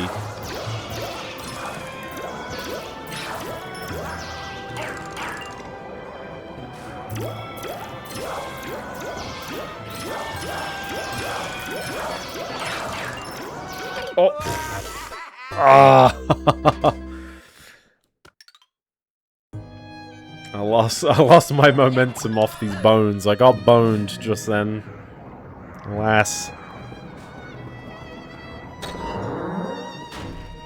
Also, as I was playing Black Ops, one of my mates kept saying, instead of the two teammate names Woods and Bowman, he kept saying Wood and Boner. Don't know why. Yeah, Yarg by default is that. Yarg has the precision mode and the casual mode, which is either end of increasing that as well.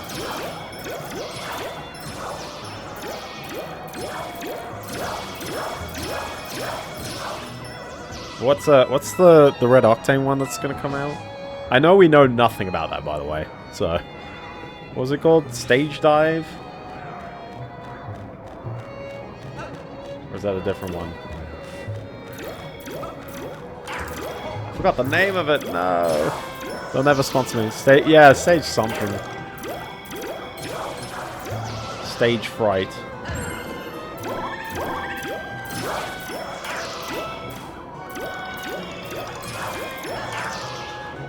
Oh, Listen, fool me twice. It's on me. Oh no, they think I'm that bad. They think I'm that bad now.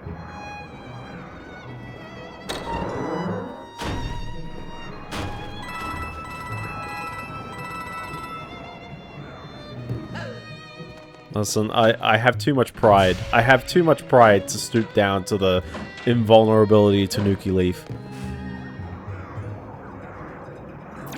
True, the dynamic one's interesting. But what's Parappa the Rapper? We gotta know. If they haven't figured out Parappa the Rapper, then what are they doing?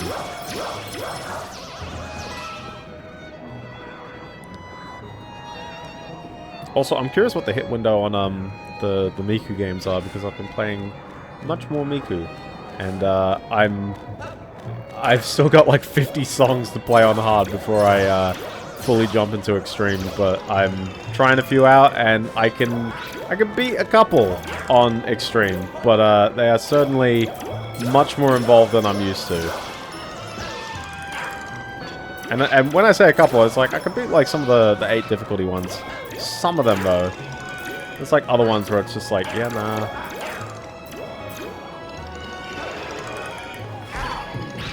Sure, yeah. We shall just accept that.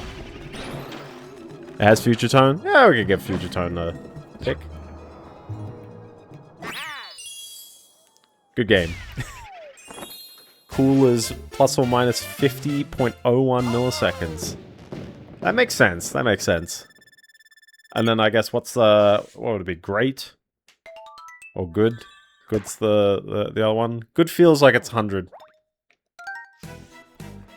Also, it differs by difficulty in, at least the ones I've played. We got the pipe. We are laying pipe.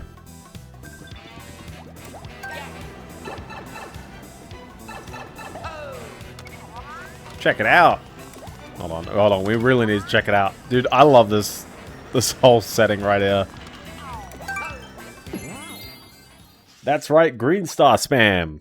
I think there's, what, 308 Green Stars in the game? Mystery House Claw Climb. Is it 308 or are there more? Alright, I'm gonna need a cat. There you go. Thank you for the cats. Free cats.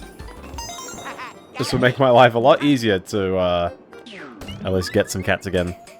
Due to an engine quirk, the cool window is occasionally extended by... Oh, okay. I wonder if that's only with Future Tone, or whether that applies to the PSP games as well.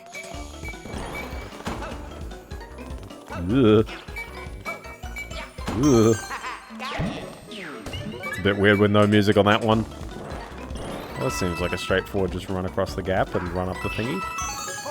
I like the difference in environments that they're going through here. This area looks familiar, doesn't it?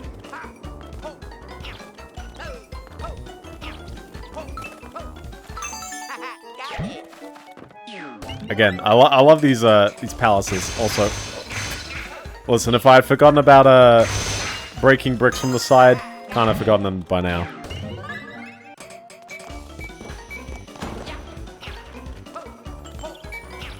Up we go, upwards. My favorite DF2 map. This area looks familiar as well. Oh. It's over there, it's over there. True, Fortnite Festival. I keep forgetting that that's a rhythm game.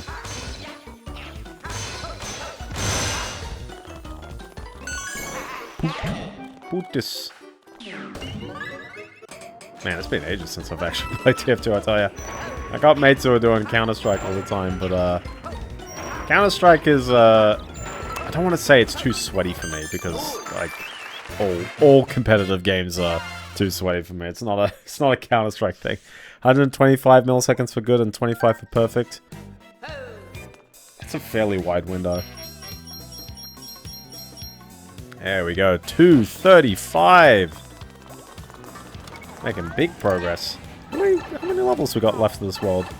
Because we're already at 2 hours 04. I'm still on, like, the second world of the stream. Like, what do we got? 2 big levels, 2 small levels, and probably a boss level. Or... No, the boss level is the second big one, so really one.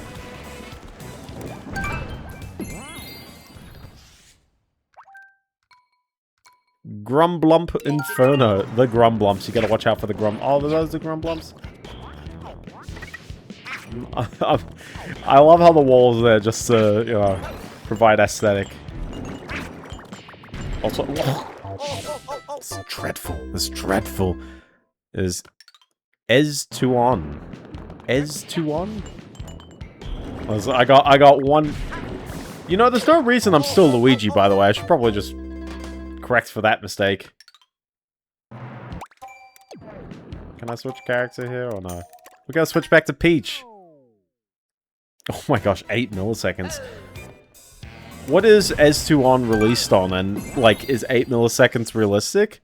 Ground pound the blocks? I guess. We'll ground pound this guy.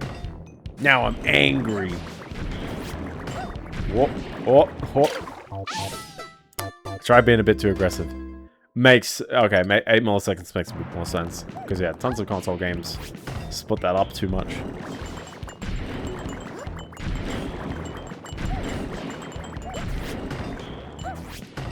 Oh.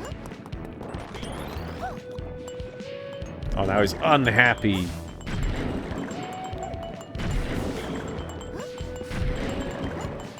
This is a very sunshine-coded level, and no one realizes it.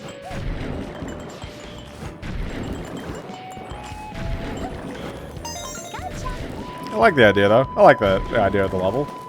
And hey, I mean, when you think about it as well, this is the last level before the, you know, the actual final level of the main game, so hey, it better be tough. It's been a journey so far. I know there's a lot more game beyond this, but it's been a good journey so far. Tanuki. Okay.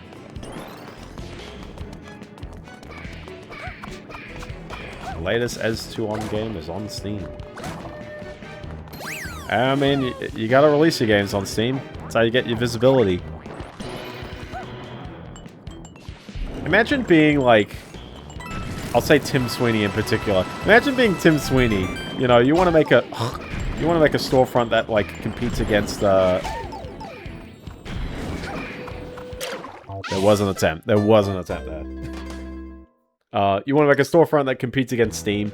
You give away games for free, and people like actively buy the game more when it is free on your platform. They actively will purchase it on Steam because it is free on Epic. What a bizarre like sight to see. But hey, you know, I guess it does encourage people to get the game in some variety. The game devs aren't too upset about that one.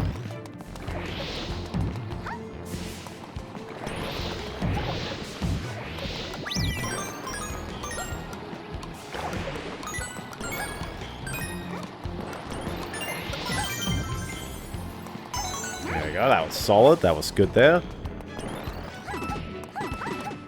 So I guess one question I've got for, maybe for myself, but also for everyone, is what future adventures of random games will people be playing? Will you be playing Xenoblade 2 the moment the Switch 2 version comes out, or what else is new? I guess Halo that just came out.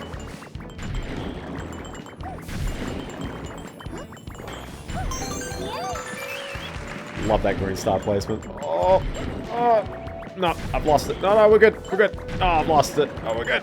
We're good. Oh, I've lost it again. We're good. Woo! Oh, I've lost it. Oh, we're good. Okay. Alright. Woo! Phew! That was really on edge there. I'm like, oh no. The big news. Fetty saved it for the final level. Well, technically we've got the A and the B, but still.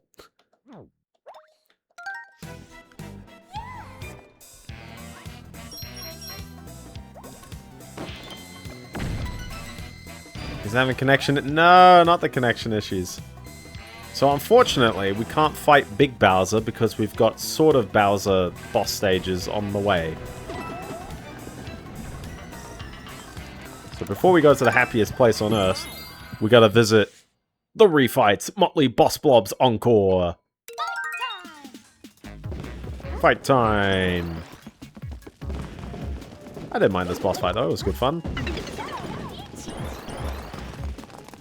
But I'm curious how they make it harder. We'll see. We'll see what we're in for.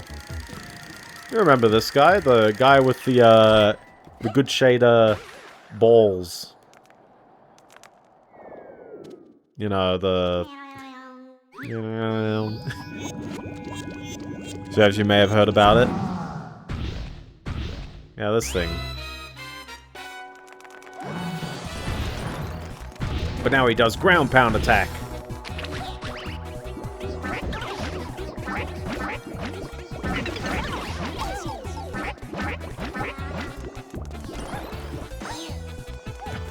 I don't think I really gained anything on that one.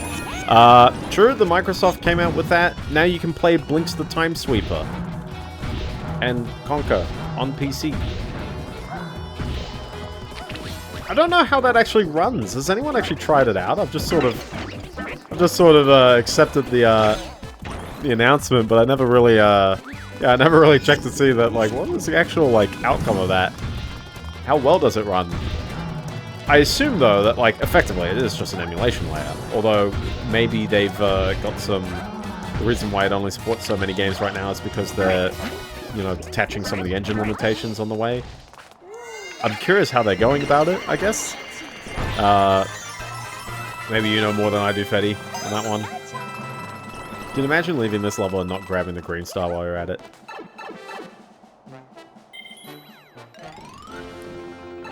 And yes, it's got a flagpole. It's a PC port of Fission. Ah, okay. I wonder if that technically means we learn more about how 360 games work.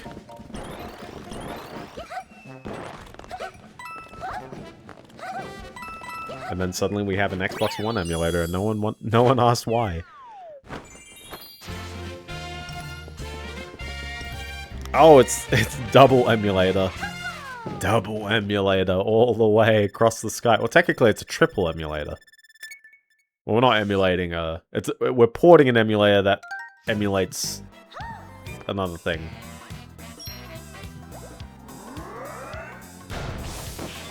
Listen, one day we'll get an Xbox One emulator, and then we can run Rare Replay in that, which emulates Donkey Kong 64. No, it doesn't. Hold on, wait, no, it doesn't. Because then I was going to say, and that emulates the Donkey Kong arcade game, but... How many levels of emulation have we ever gotten? Because there's tons of games, like, you know, you can play Sonic Jam. You can play, like, a bunch of other games that definitely emulate or recreate other games back in the day. I mean, I hope the intention is there. So in entrance, you gotta point that out to me once we leave the level.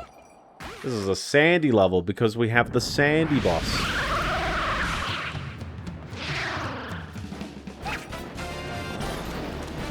It's not Pom-Pom. Different character.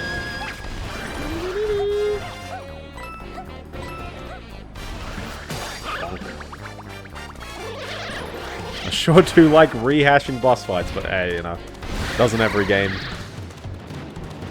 Except for Mario Odyssey. Actually, no, it did. Mario Odyssey did definitely have this. I'm trying to think of one of these Nintendo platformers. I don't think Donkey Kong Bonanza did this. People using files from X, Y, and 1. Oh, okay. I'm curious about the Project Gotham Racing 2 test.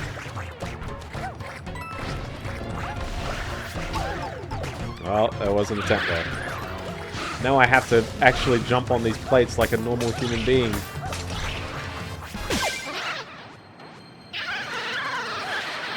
I know, right? You don't just climb up the snake that you wanted to go up the whole time. You actually have to figure it out. Ugh. Plants vs. Zombies is an interesting one to try out. I'm curious. I'm always curious, like, Plants vs. Zombies sounds like it would be an easy game to run all the time, but never always is. Never always is.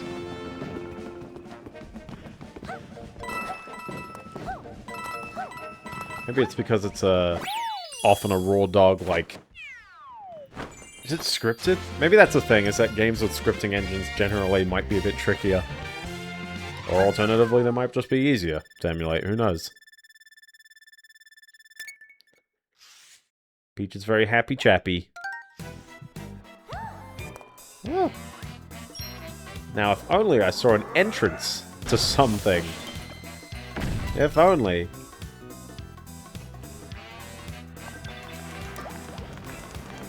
It's curtains for you.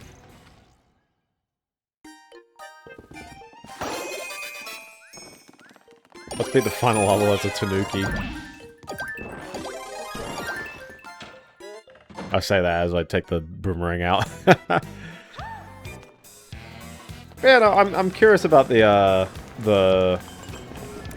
also 170 green stars in order to access the end of the game. That really does mean you've got to be like stopping and doing a lot of this kind of stuff. Also, I saw a one-up over there. Yeah. How do I get up and over there? Hold on, that's got to be a walkie path somewhere. How do you get up over there? Maybe just jump it. Oh. Who knows how you get that one up? Suggest a game? Yeah, maybe. I mean, I'd imagine personalized settings. It's like, there's obviously some games that did use the Xbox more, things that map easier to hardware. You can definitely naive the Xbox. I mean, in the same way that, you know, we're talking about like Zemu and other sorts of emulators, and it's like, yeah, like, sometimes they just brute force it. And sometimes they got optimizations, but it's not the easiest to find optimizations that do apply to the entirety of, you know, the platform. Sometimes they do, but...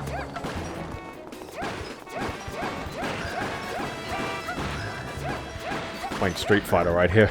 Break that car apart.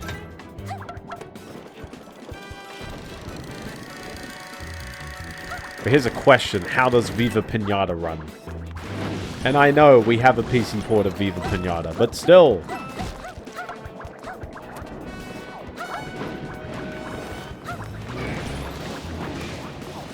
So what was Bowser's plan here? Opening up a theme park in the Sprixie Kingdom? Like, what's his plan? Oh, hi there. How do I get out of here? I just jump. Oh, there we go. I was like, Slim arrows. I was looking away. Nice. Good on me for looking away.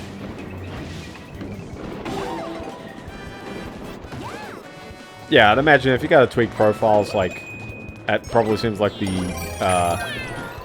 way that they're gonna do it in the short term. In the long term, actually, what, aren't there other emulators, like, even big popular ones, where it's like, yeah, they still kind of work off of, like, lots of specific profiles on how to run well.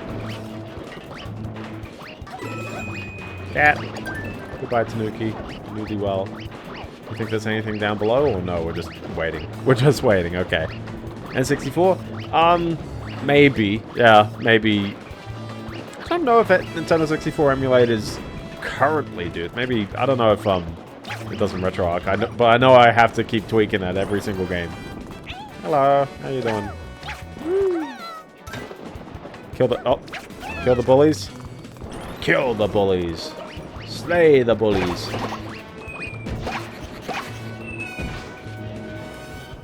PCSX2 is definitely... It's hacky in the sense of, like, it is implementing per-game hacks. Woo! Man, that clown car is iconic, wasn't it? Tom just doesn't want me to reach the end of the level and not, like, not have gotten all the green stars. He's looking out for me. I get it. I get it. Don't worry. I got you, bro.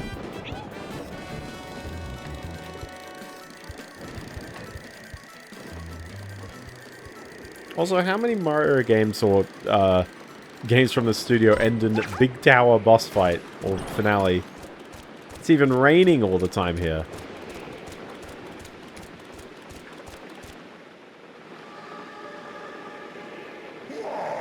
Alright, who lives on the 22nd floor of Bowser's Skyscraper Inc.?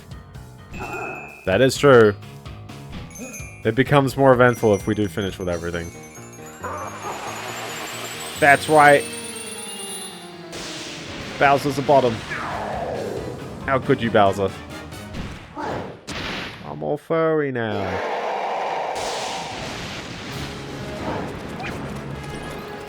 I've always wondered this question of why does Bowser not use the power-ups? I did not need to say that. Nah.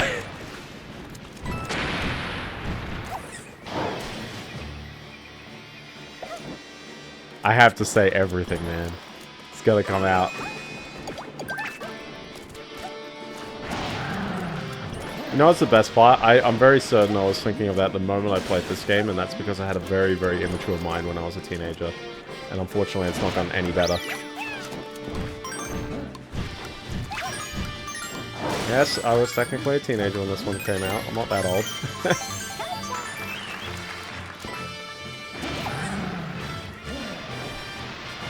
Or am I? I'm ancient now. Oh no.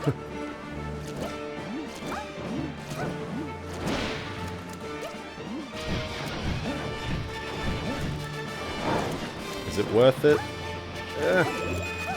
Not really, no. How convenient. Bowser is sitting on top of this wonderful block. Oh, up he goes. Well, that was an easy boss fight. Thank you, everyone.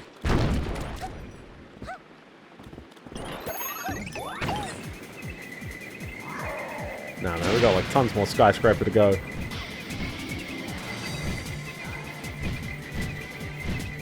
To space! To the moon!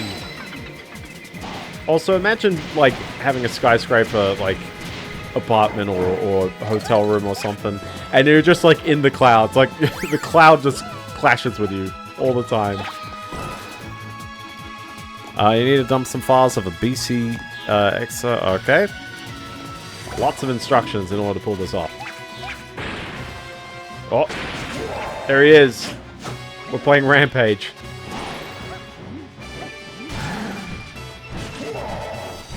Whoa.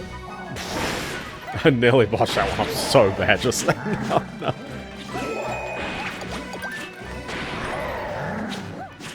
But no, I think this is a pretty neat final fight, albeit it's pretty as you expect from a Mario game. It's like, I don't know, lots of fun little platforming bits. But I love him just constantly appearing in places and ruining my day. Really ruining my day. Oh, he's coming at me. He's coming at me. From wherever. Oh.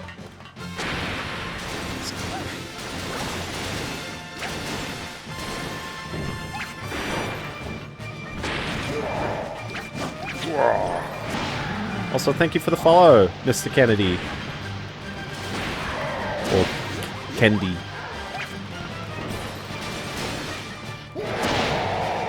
When you hear Kennedy, what do you think first? I think of woo! I don't know why I think of the dead Kennedys first. Yeah, new follow. I didn't know how to align the chat because I was like, I'm using a streamer bot to do the chat, and it puts the alerts in the same feed, and I was like, oh, that's neat. And there we go. We did it.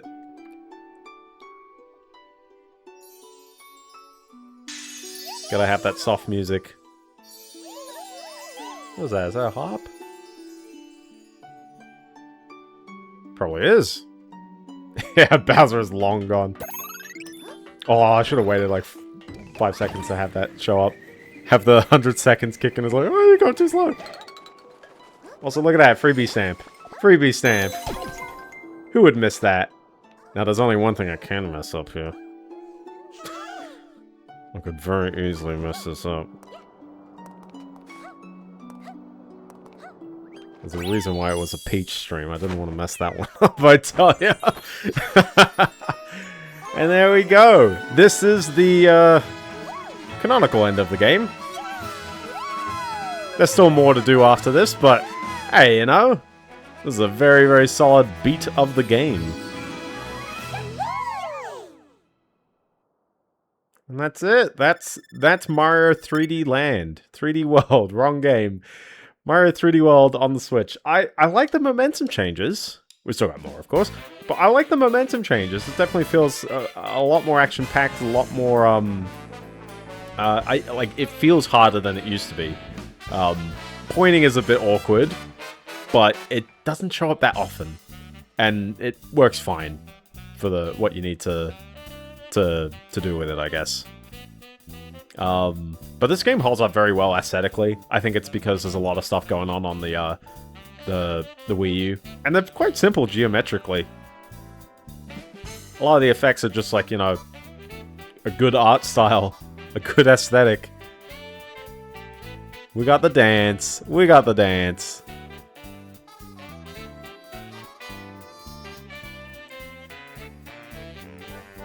But no, I like the cat power, although it does get used way more than every other power, I guess. But I kind of like the boomerang being a lot more in the spotlight near the end. Soundtrack's jamming. I'd imagine this game is quite sick with 4 players as well. Although it doesn't really feel necessary. It's like, you know, these levels are designed with 1 player in mind quite easily. Oh, it's the ending of the movie.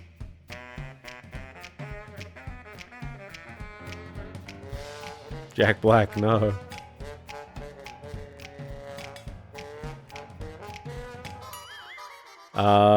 Foreshadowing, yeah, exactly. But yeah. I like the Captain Toad levels. They never really did use the Sprixies in anything else, did they? Is there any reason why Mario's cat suit is not red, by the way? Like, he's more a gingy cat than a red cat. He could be like a Firefox or something, so... Anyways, we made it! Back to the surface. As cats.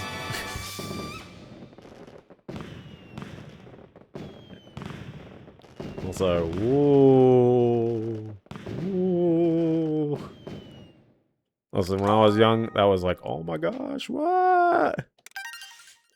Ah, fair enough, yeah. The Cat Bowser.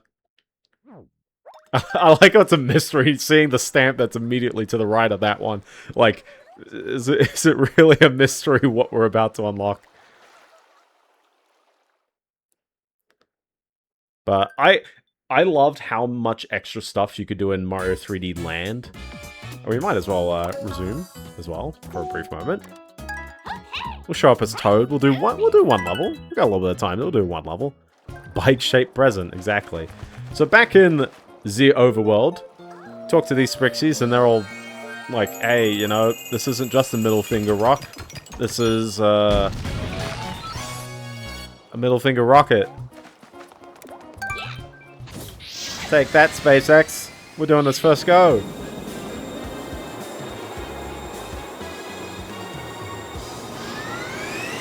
Don't look at how bad the blurring in the background is. It's like Nintendo 64 level. Oh my gosh.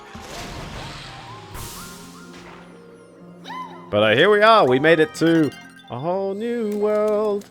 We made it to World Star, which shows up here as well. World Star is home to 10 levels and a boss fight. And we've actually got 3 worlds to... you can see it in one. Very nice. But we've got 3 whole worlds with new levels in them. We might as well do one level with the Toad. Just to show off the Toad. Rainbow Run. These worlds are a bit more, I guess...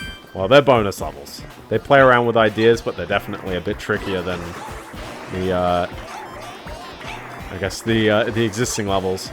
We're still going for stamps. We're still suffering from success, I guess. But, the goal of the game... I'm too used to Peach jumping today, I tell ya. And if I burn through too many lives, you know which level I can always return to. Listen, this was me demonstrating that these levels are hard. And also how I probably should have gotten the cat. Toad is really fast though, isn't he? He's like, whoa.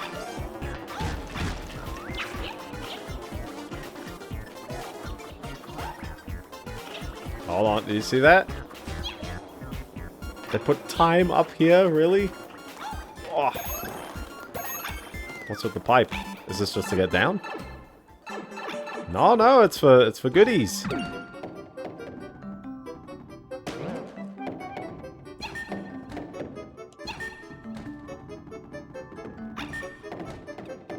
Alright, there's 1p. The 1p is real. And there's 2p. We are peeing good today. There we go. There we go. Sweet.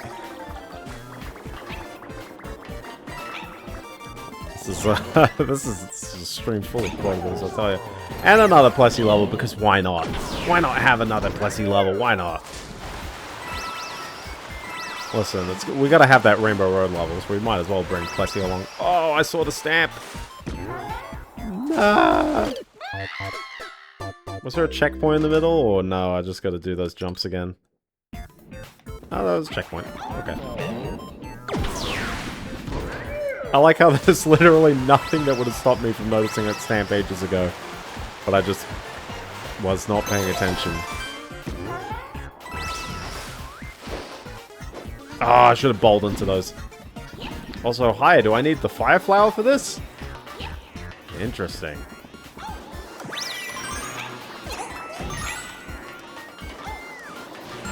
But this seems quite close for star number 3. Wow, yeah, no, you do need the fire flower. Oh, oh.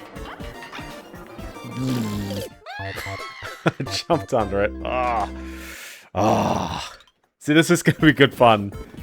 Any Mario game, like the last few levels, are always going to be a bit of a doozy. 3D World, it's a 3 worlds of pain.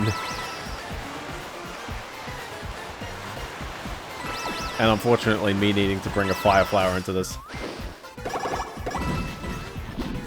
Come on, Plessy, can't you just breathe fire into this? Did they really just expect you to bring a fire flower into this? Wow. Okay.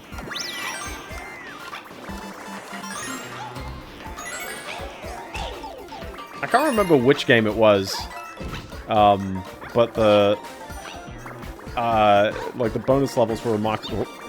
Oh, oh, whoa! That save on that one. Woo. Now the only problem is I've got to somehow beat the level. Yeah. We do have 4 more worlds, yes, but the last one is like mega short, so I don't consider it in the same breath because it's not quite a full world's worth of levels.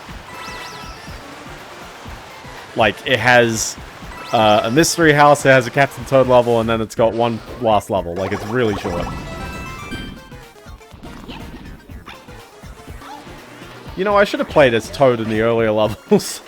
I want to show off one character a stream, but oh my goodness, I'm like, oh, I gave myself the hard one, didn't I? Anyone who plays this game as Toad is like, this is proper hard mode, isn't it?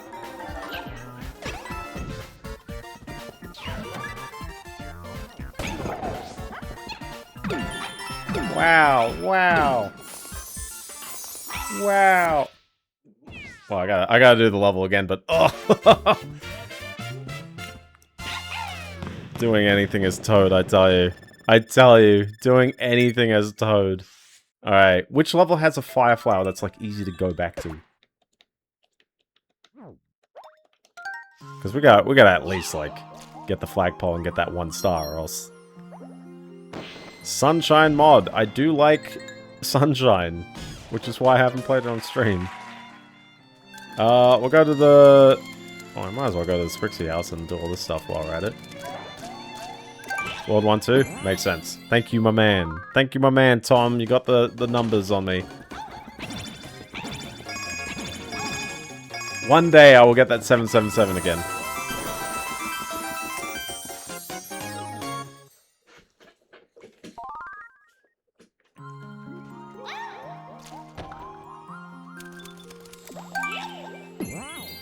I love the little star bits in the back. That reminds me of another game, doesn't it?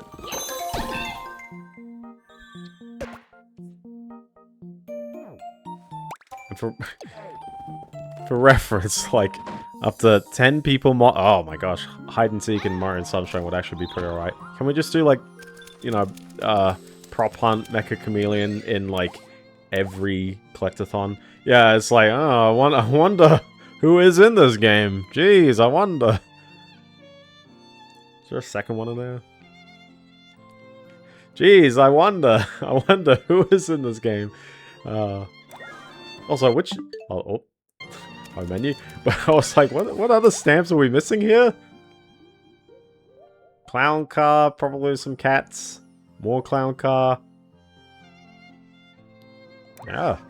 I'm not too sure what those round ones are. Anyways, let's go back to World 1 and grab ourselves a fiery flower. Probably the Toad House might have given me one as well. Seeing best time on everything is it's a bit interesting that they don't show you that first go. Like, why do you have to beat the game in order to know how fast you beat levels? But okay, Nintendo, I'll play your game, you know?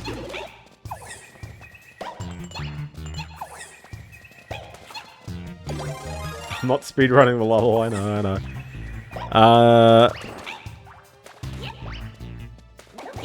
There's always a bit of improv when you're dealing with that kind of stuff. There's a question though, like how do you...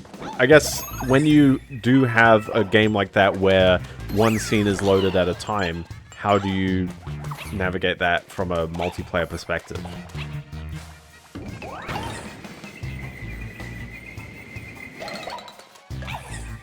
They're just like, nope, you're playing this level now.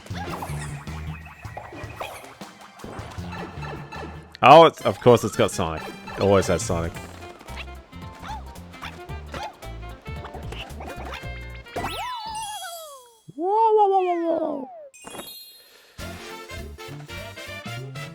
The way to enjoy a vacation with your friends. You cannot enjoy vacations unless you're playing a Mario Sunshine multiplayer mod. But now we've beaten this level quicker. And now we just need to pick the right Bowser World, first of all. It's not even in the Bowser World, it's in World Star. I don't know what I'm thinking there. And we're getting this star, dang it. And then we get to call the stream. Rainbow Run. Okay, all I gotta do is survive the level with a fire flower. Shouldn't be too hard, right?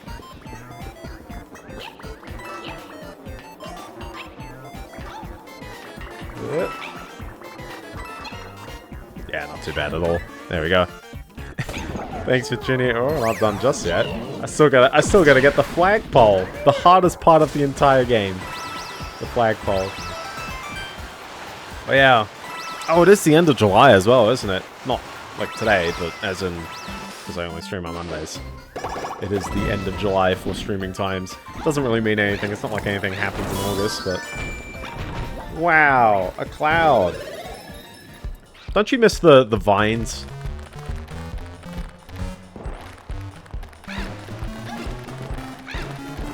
I wonder what this picture... I wonder what this picture is.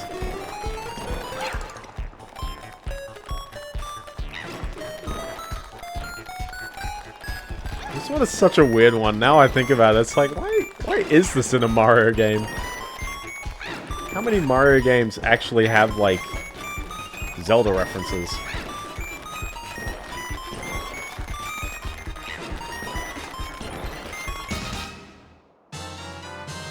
There you go.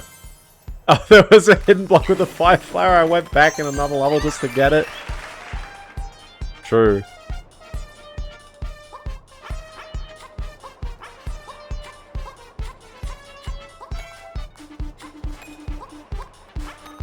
I don't know what synth sound this is.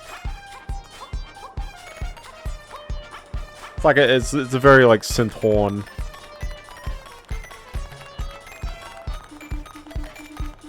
It's just a jam here and there. I don't know why. Yeah, where's the hidden block with the... Would it be before the plushie part, maybe? Oh, was it there the whole time? Was it there the whole time? I swear I jumped at this area. Well, that makes me feel a bit silly. That's okay. Well, that makes me feel a bit silly. Thank you, Switch version, where I don't have to get the green star again, I guess.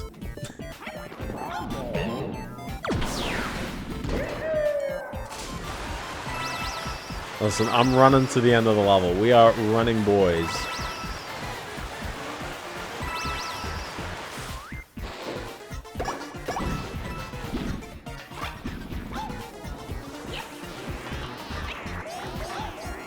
Oh, you thought I was going to do it again?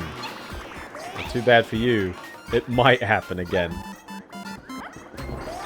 But it happens when you least expect it. Like then, again. I've done that twice. I've hit the second parabity button, not the top one. I do feel like it is... Yeah. When you see it happening a mile away, that's what makes it better. I do wonder whether it really, really is harder as Toad to do all these levels. I'm not going to torture myself and if I just cannot. I mean, I guess I have to commit to this level, but you know what I mean, like... Whoa, whoa, whoa. No, no, no. No. Oh, I'm never going to get used to Toad controls. We already did the Toad, like, stamp, haven't we? Came up earlier as well. So maybe we just don't need to do a Toad stream. We just say, yeah, like, I feel like I can only get the distance at the end of a level because, like, if I'm running. Because he basically needs to, like, flat hop the distance. And so if you're not going fast enough, you're not going to get the...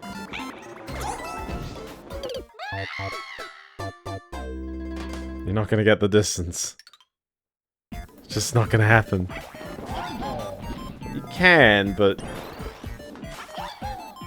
You can, but... I don't trust that the long jump's going to give me the height I need. Because remember, I got the 8,000. No, it's less being good and more being... me being very bad. Hey, I got all the parry video outs that time. They really give me a lot of coins here, aren't they? Given how many times I've died around here, and it's still just like, oh yeah, you know, 98 lives. I was on like 100 when I went back into this one.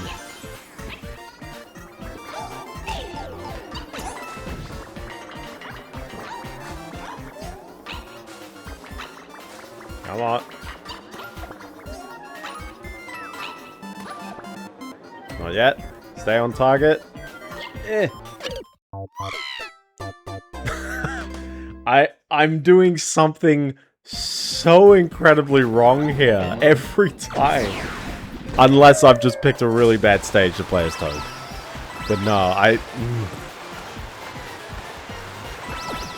Have you tried going under? I don't want to try going under. It's not fun going under.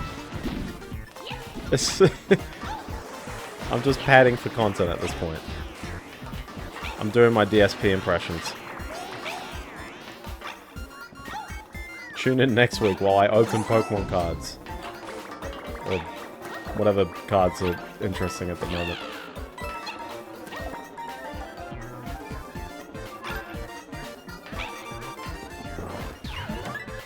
Try not dying. Ah, I took your advice there, Turnip.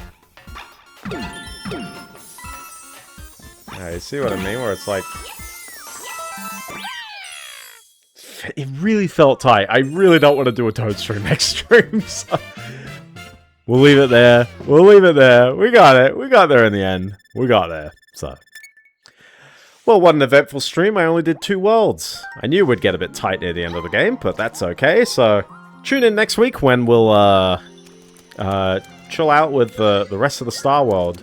There's still a bunch of levels to do. Like, how many were there in this list, I say? 10? Yeah, there's 10. So, there's still a fair bit to get done in here. And a fair bit more stamps to get. Actually, I think... Is this the end of the stamps? There's a few stamps at the end of the game. Like in the... the world that I didn't count as a world because it's only got, 4 levels, or 3 levels, but it's still got some stamps, I think, so... But yeah, other than that, we beat the game. We're doing well, so... Tune in next week, we'll do more stuff. Until then, thank you very, very much for watching. If you enjoyed the stream or you didn't enjoy the stream, that's okay. You can follow on Twitch at 8:30 p.m. Australian Eastern Standard Time every Monday, except not just on Twitch, it's actually on YouTube. So you can also subscribe on YouTube and you could probably just watch the stream there. If you're on YouTube right now, hello there. I hope you've enjoyed this. Stream VOD will be unlisted for a hot moment, and then there'll be a new upload with it all cleaned up. So yes, it's all good. It'll all be there. You can follow on the Fediverse, where I might say things from time to time. Maybe, I'm not too sure. I'm usually sure. I don't know. But yeah, no. I hope you all enjoyed watching this stream, and I'll give this game a try as well.